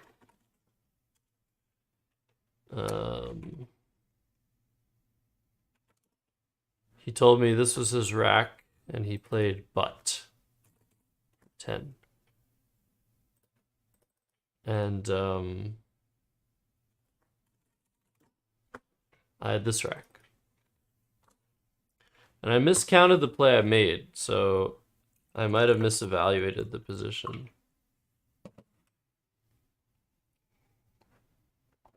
But I played Manilia. Again, missing Aslan. Wow, for the second time in the tournament, I missed Aslan. I was considering Zoil. I ended up playing Manilia. No, I counted it properly once I like put it on the board. But once I put it on the board, it was too late to take it back. So I just played Manilia, which might not be correct, but the Z should be pretty good here. I think it's probably better than Aslan. And this is the first game in the morning. And, you know, people have first game jitters. Some people do, some people don't. And here Jeffrey played a phony. And what's funny here is when he's putting this on the board, I always have to like try and act like I'm not going to challenge because I don't want to give my opponent information on their clock that I'm thinking of challenging. And yeah, the word in here is tourism. And yeah, I know that mnemonic actually. Yeah, Miss Route has to have an E in it. And so when he's putting this on the board, I'm writing it down. And I'm writing down the score of it as I normally would because I count the plays faster than my opponents. But then he's like, I'm like, what the hell? How did he know that I was like gonna challenge? Or maybe he's just doubting the word. And then he still plays it. And I challenge. But it was like so weird. Like I challenged, like, yeah, I knew you were gonna do that. Oh, I'm dumb. Like I knew you were gonna do that, but yeah, I thought it was a word. Oh, Manilia does take an E. Yeah, yeah, nice, close. And so I got back to the board, and then he's like, "It's my turn." And he's like, "It's like, oh, I'm stupid." And so he basically told me that I telegraphed something to him. He still went ahead with it, lost his turn, but now he's telegraphing to me that he sees that he has tourism. I did not type in butts too. No, he knows his fours. So here you have to see what he has, and you have to see that he has Miss Tutor, tourism, and you can't block everything. Is there anything else that he has?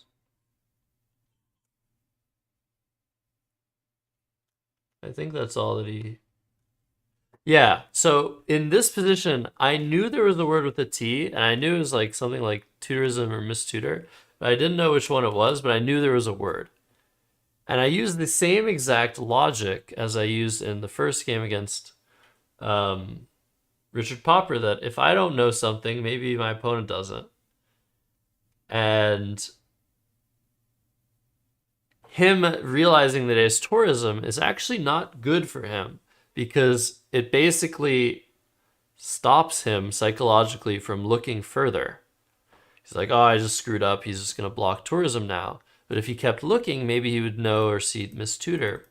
And so I used all of that to my advantage here, and I decided that I would just block both spots for tourism, which you should not do. You should not try this at home. Normally, my logic is let them find it. But in this case, like, I'm sacrificing a ton of points, and I should give you what my rack was to block everything. So I want to block the two spots for tourism. The spot with bet and the spot with butts or with butt. So I need to make a play that interferes with these plays such that they don't play anymore. So one way to do that is to play down here and play something that doesn't take an S hook. I don't have a way of doing that. Another way is to play through this T and make sure you're not giving anything back. And I can do that. I can try to do that, but I have to like make sure that I'm not giving him overlaps. Because a lot of the plays that I have through the T will give overlaps, or will just give. So actually, I don't even know if I have anything through the T that works. Oh yeah, Tiz works. So Tiz works. And honestly, my original instinct here was to play just to play Gazoo. Like, whatever, dude. Go ahead.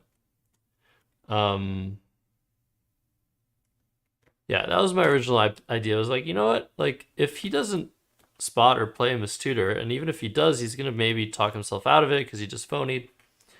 This can really help me out, and I played a go. And what's funny about this is this gives him another bingo, which I did not consider. And this is a common English word I just learned today. I don't actually know this word at all. But I play a go, and now he has Miss Tutor and Timorous. And so I just sacrificed a ton of points. And I did one thing right, is I saw that he had a bingo through a T, but I was like, I don't care. I did not see that he had a bingo through the O. It was just like, what am I doing? Yeah, I don't know why it's common. I don't think it should be in the Common English Lexicon, but anyways, He didn't play any of his bingos, and he played strategy. I await your reaction to this play of over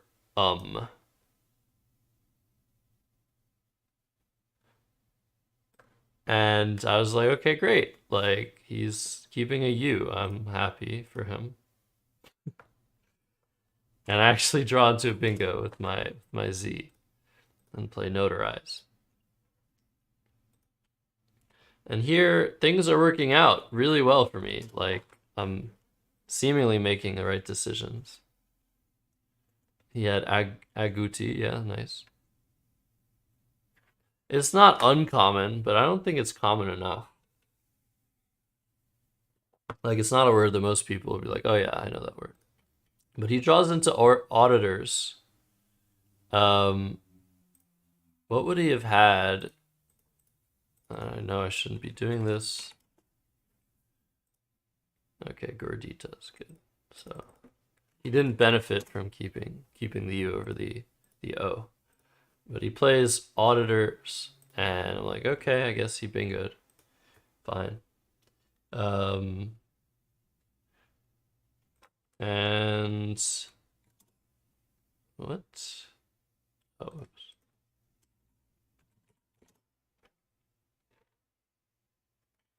And yeah, here I basically have no choice but to play Zoe I. Look at this. This is a puzzle position for like a very low rated puzzle.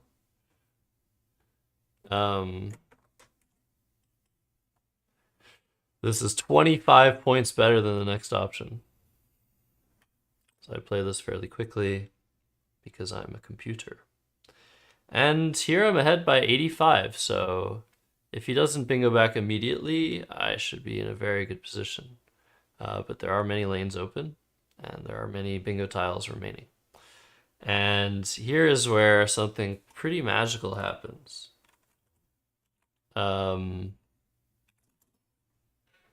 Jeffrey very quickly is like, huh. Like, He like says something like, oh, I have this play, basically. That's what it indicates to me. Like, okay, what does he have? And yeah, he finds and plays Kreplach for 94. And I'm like, wow, like, nice play. Like, what a great play. It was a really awesome find. And now he's ahead. But luckily for me, I draw into a bingo of roundlet. So he's not ahead anymore. But I was like, yeah, really cool play. Really nice find. And Jeffrey takes a long time here and then plays Facer, which I was very happy to see because, like, the same letters he has farce for 39. So I was sort of confused by why he did that.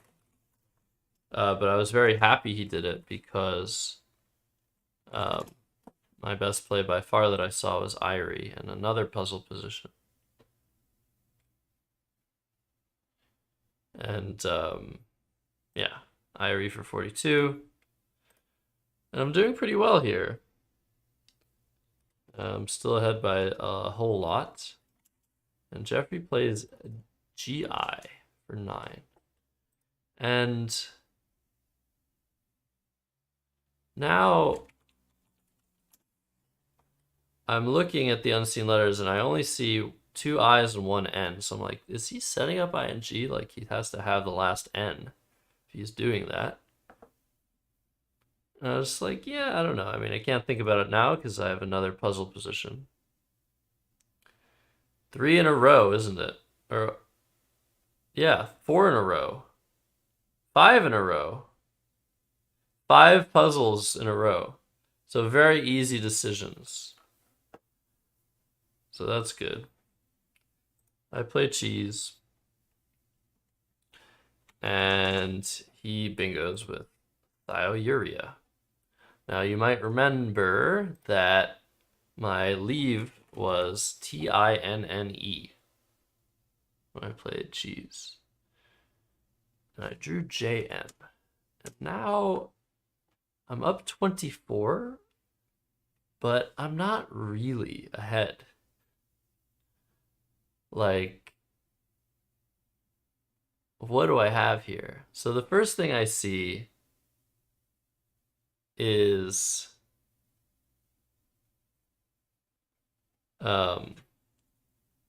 penny. And I'm looking at this word and I'm like, oh my God. Is this the one I always think is a word and isn't a word? And I'm just trying to think. Like, obviously, tennis is a word, right? Tennis. I'm just like, man, if this is a word, this would be what I play. But I don't think this is a word. I think this is something I often think is a word and it isn't a word. Yeah, tennies, yeah. Exactly, Slugbiker. And yeah, indeed, I decide and I determine that this is not a word. And this makes the position a whole lot worse. Because I really, with the lead that I have, I really want to block this spot. Because I'll be ahead a decent amount. I'll have the J to score with. But there are some problems here. Some problems that I might not have considered enough. One of those problems is the dearth of vowels. There really aren't many vowels left. You want Gene. Huh?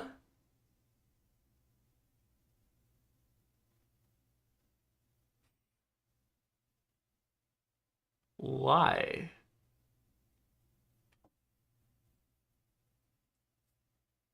What's the point?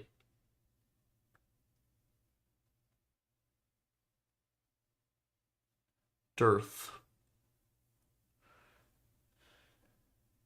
I mean, yeah, sure, you get some ing things if you draw a vowel, you get bingos if you draw a vowel. I don't know. I don't think it's all that good. Especially blocking ing stuff.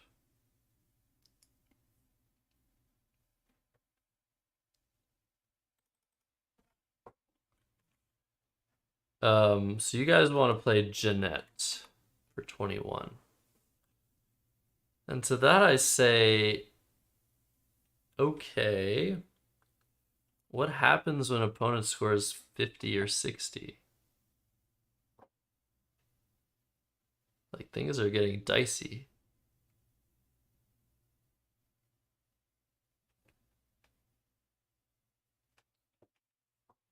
Janetta's disaster draws? What? Not really.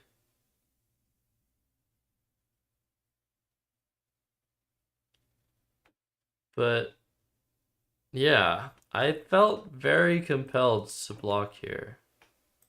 And you guys don't feel that way, which is kind of interesting. But I mean, look at all these W, F, X, S, like, and what if he just bingos? After not blocking, he just bingos. I just like lose so often.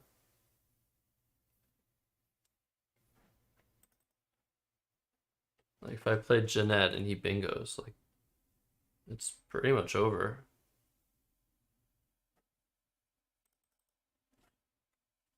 I guess it could be close. Like I'm going up 40. If he hits me for like 80, he'll be up 40. There's gonna be 3 in the bag. Like down 40 or 30 with 3 in the bag, like sure I can draw some big stuff, but like I'm definitely an underdog. Severe underdog.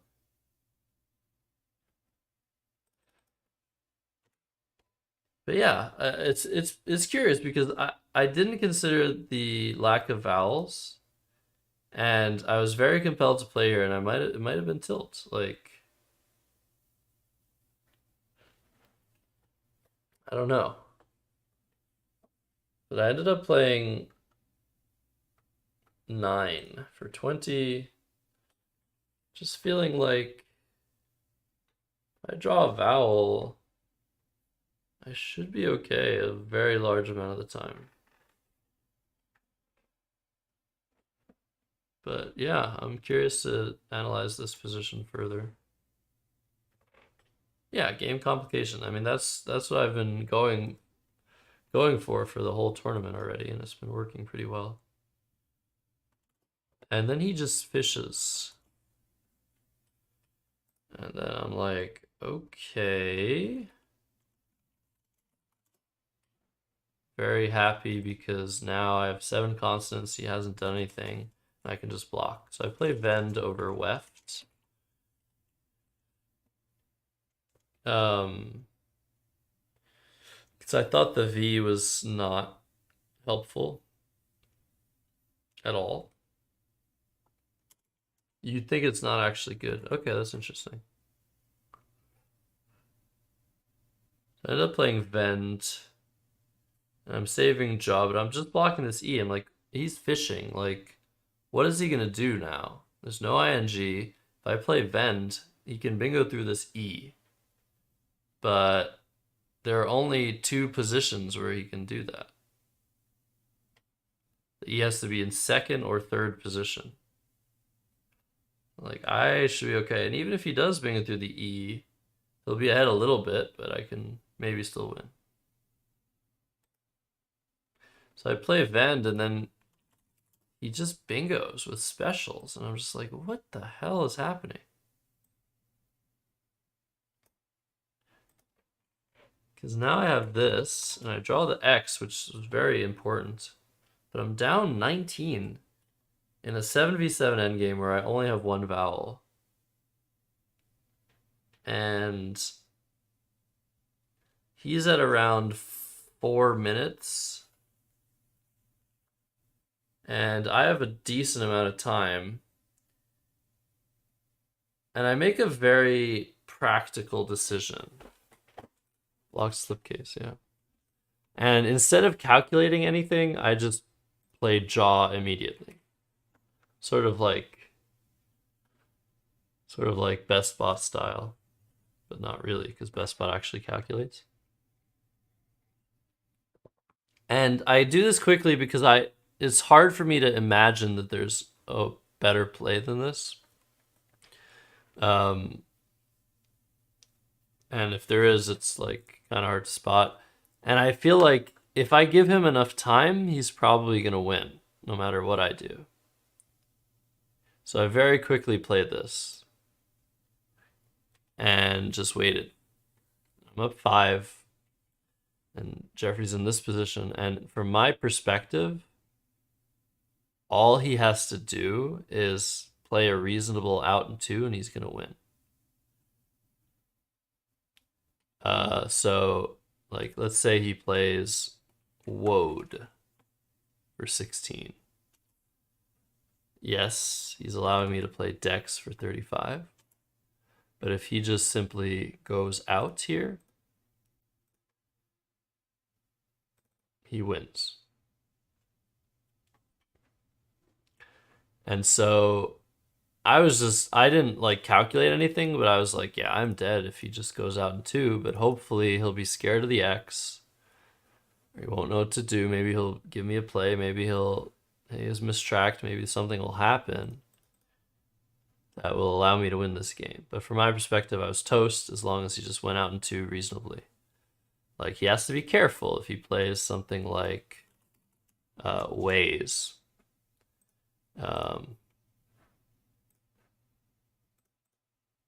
He still actually wins with Goad. Okay, I didn't see this line. But yeah, if he plays Oz, this doesn't work. So then I play FedEx. And this is a tie. Oh my god, this is a tie. Wow. Similarly, if he plays Wages, which is a very reasonable play, and I play FedEx, he wins by 2.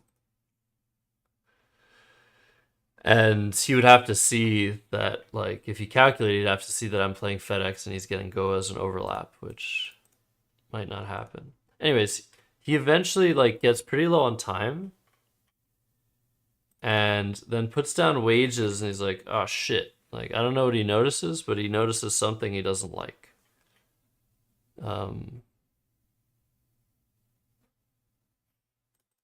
And then he takes it back, and he's running very low on the clock, under 10 seconds.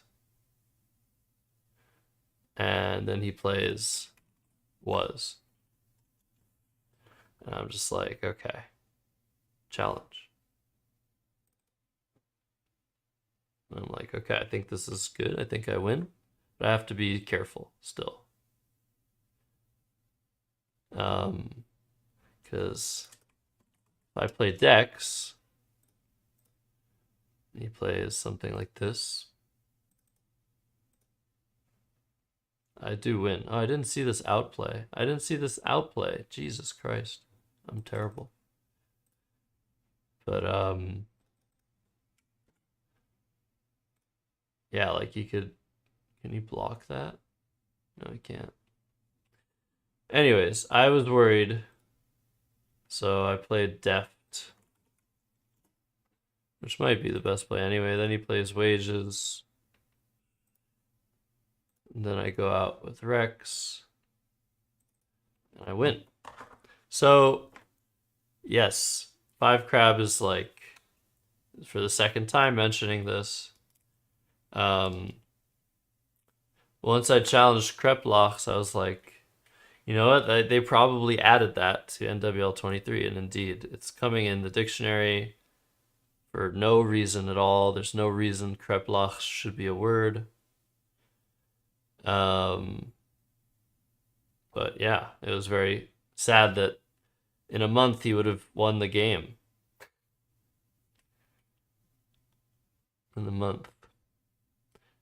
Oh, Kreplach is good. It just doesn't take an S. Because it's pretty much already plural A, and like Yiddish plurals don't take S's usually, often.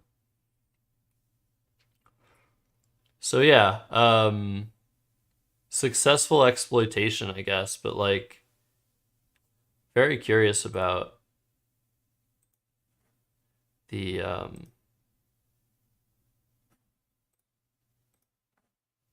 analysis. So let's take a look. Before I go to bed. Oh, gotta remove this shit. Sorry.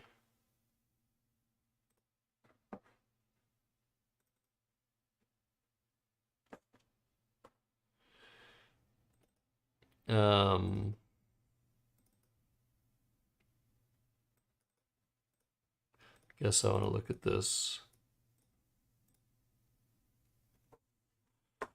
and what it thinks about keeping the Z here.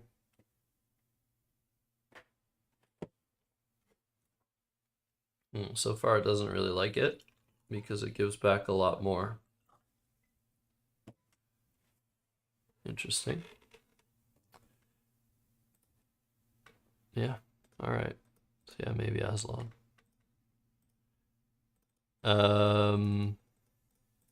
Yeah, this position, you guys hated what I did.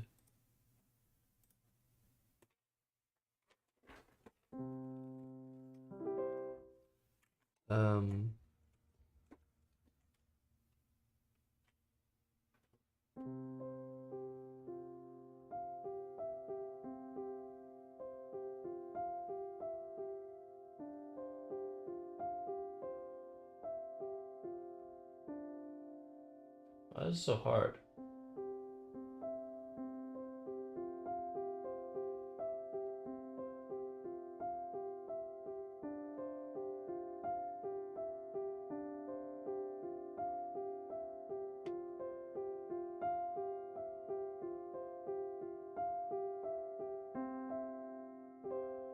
So hard to do that riff. Damn.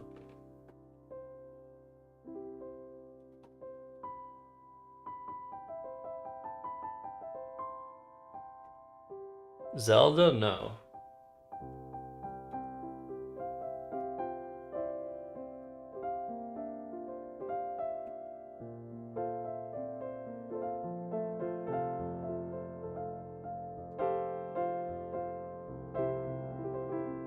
F1510.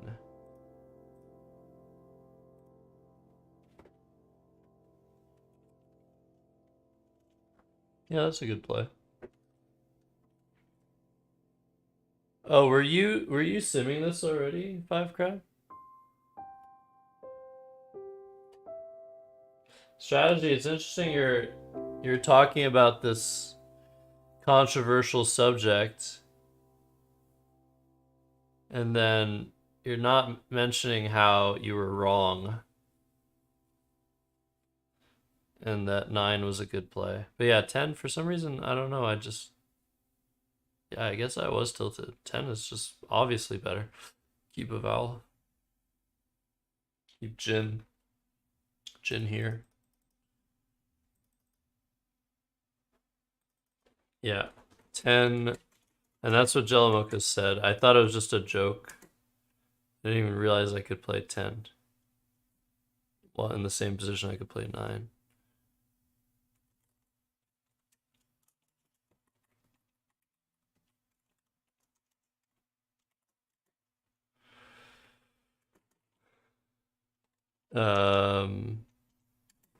Yeah, finding small.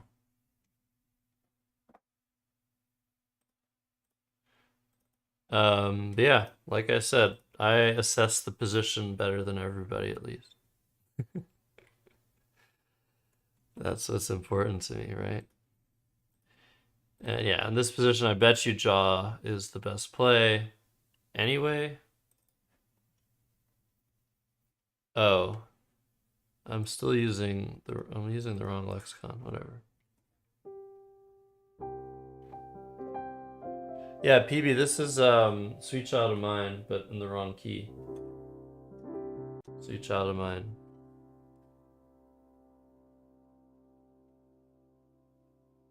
JDH. That's too British for NWL. Unrecognized, best-selling. Yeah, by far the best move. So it was a good thing I played it fast without calculating. Because he probably would have won if he had like an extra minute. He would have just played wages and won. Alright. Interesting. Oh yeah, what's the best play in the deft position? Yeah, it does probably sound a bit like Zelda stuff. What is some Zelda music? I only know Zelda music mostly from Super Smash Bros. Oh, yeah, of course.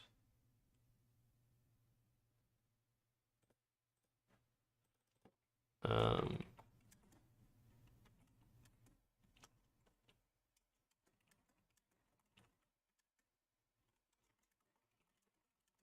oh, that's very interesting. So, what happens after oft? He just doesn't have anything that blocks reasonably. That's very interesting. And then I just go out somewhere else. Huh.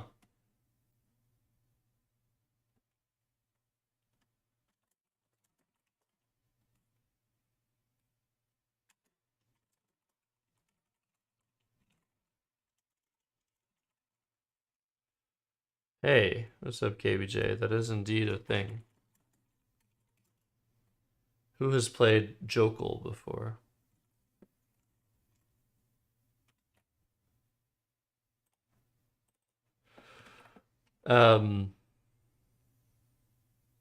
Shetlands. It's a Shetlands word. All right, in the Eric Goldstein game.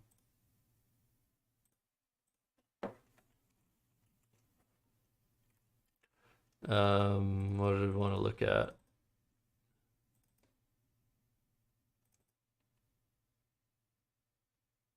The end game, I guess. What did we even want to look at in this game? Just the vigorous play, I guess. Whatever. No, nothing to look at there. Yeah, indeed, KBJ. I've played Sokol maybe twice. I'll show you guys. I'll show you guys the time I played it. Oh, now okay. Keeping white and wear. Okay, yeah. Blocking more stuff.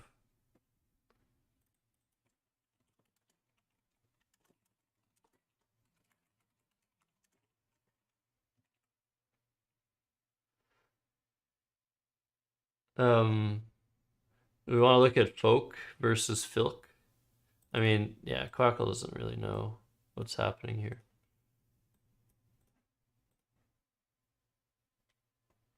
But yeah, I'll probably agree with me. She's got a smile, it seems to me, reminds me of childhood memories when deep blue sky.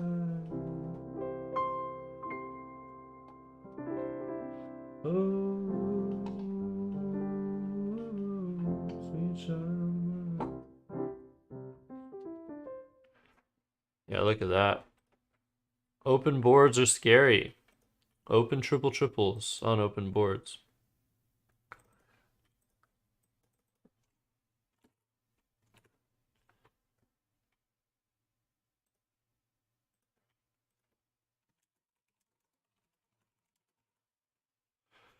Alright. I'm ending stream if you're gonna talk about that.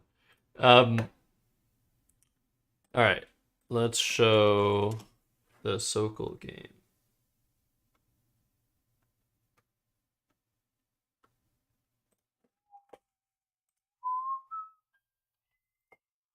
So let me take you back. I was like, wait, where am I? Alright, I'm at the top again. Take you back to the 2019 Nationals.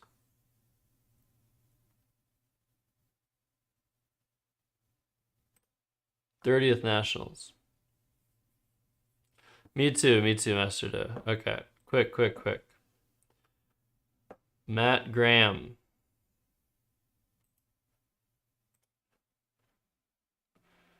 Playing Matt Graham. Is this it? No, that's not it. Playing Matt Graham.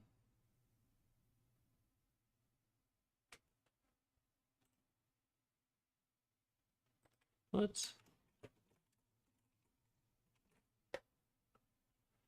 This wasn't it either, was it? Oh, sorry.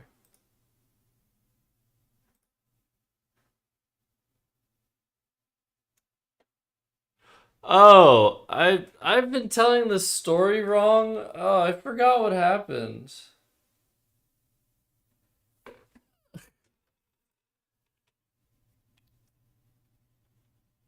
I thought that I played this like in not the last play of the game.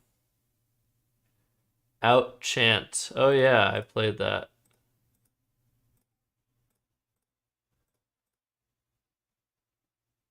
%. Wow. And you let it go. And yeah, somehow I drew into Hora for 48. Like, look at this insanity. Hora for 48. And then I drew exactly what I needed. And I can just play Kloof or Kolos. But I decided to play Sokol.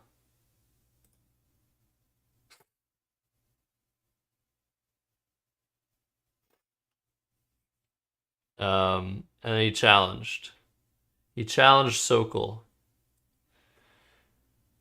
Because obviously if it's not a word, then he wins. But, like, how could you do that? How could you challenge that?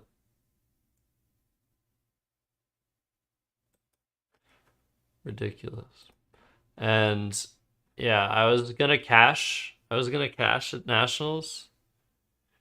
And then this game happened.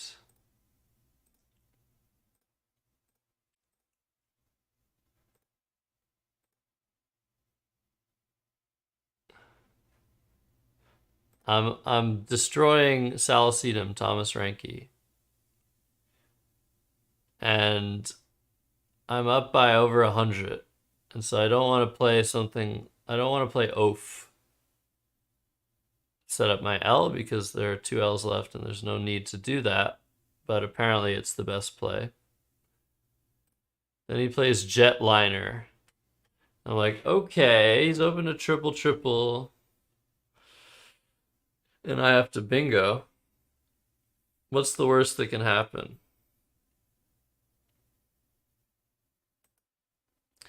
Play Dulcinea or Uncalled.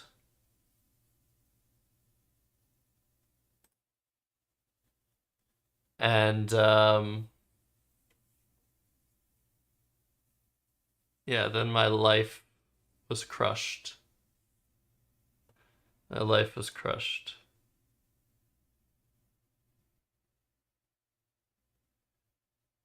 Did I say this? Did I say this or did Thomas say this? I think I said this, but it sounds like something he would say. If he was feeling feisty. Careful though.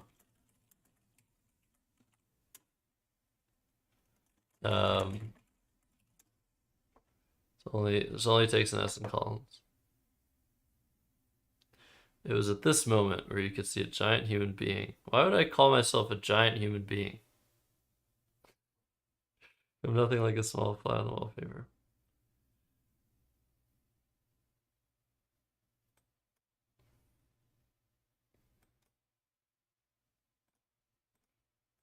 And yeah, I'm just dead. He blocks... Oh yeah, he blocks Sportful. He blocks Sportful. This is my ticket back into the game.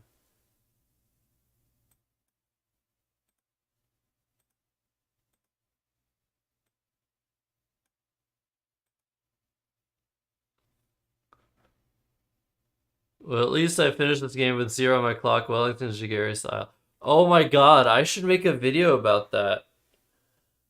Oh, people don't know about this. It's a controversy. It's a controversy. Oh man. Yeah, I should remember. I should remember to make a video about this. Leaving 0 on his clock. Yeah, strategy spoiling the video. Thanks, strategy. Spoiling what happened. Can you just like, you know, like strategy? Come on, man. Come on, man. All right. Goodbye, everybody. Who's live? Thanks, people on YouTube. Thanks, everybody, for supporting the stream. Austin Thurade, Buffalo Tentacle for the Prime sub. And yeah, 3 more games tomorrow, hopefully. Or maybe more. Or maybe less. I might not even be able to stream tomorrow. Yeah, I might not even stream tomorrow. We'll see. Okay, I'm gonna raid somebody, but I'm gonna end the stream.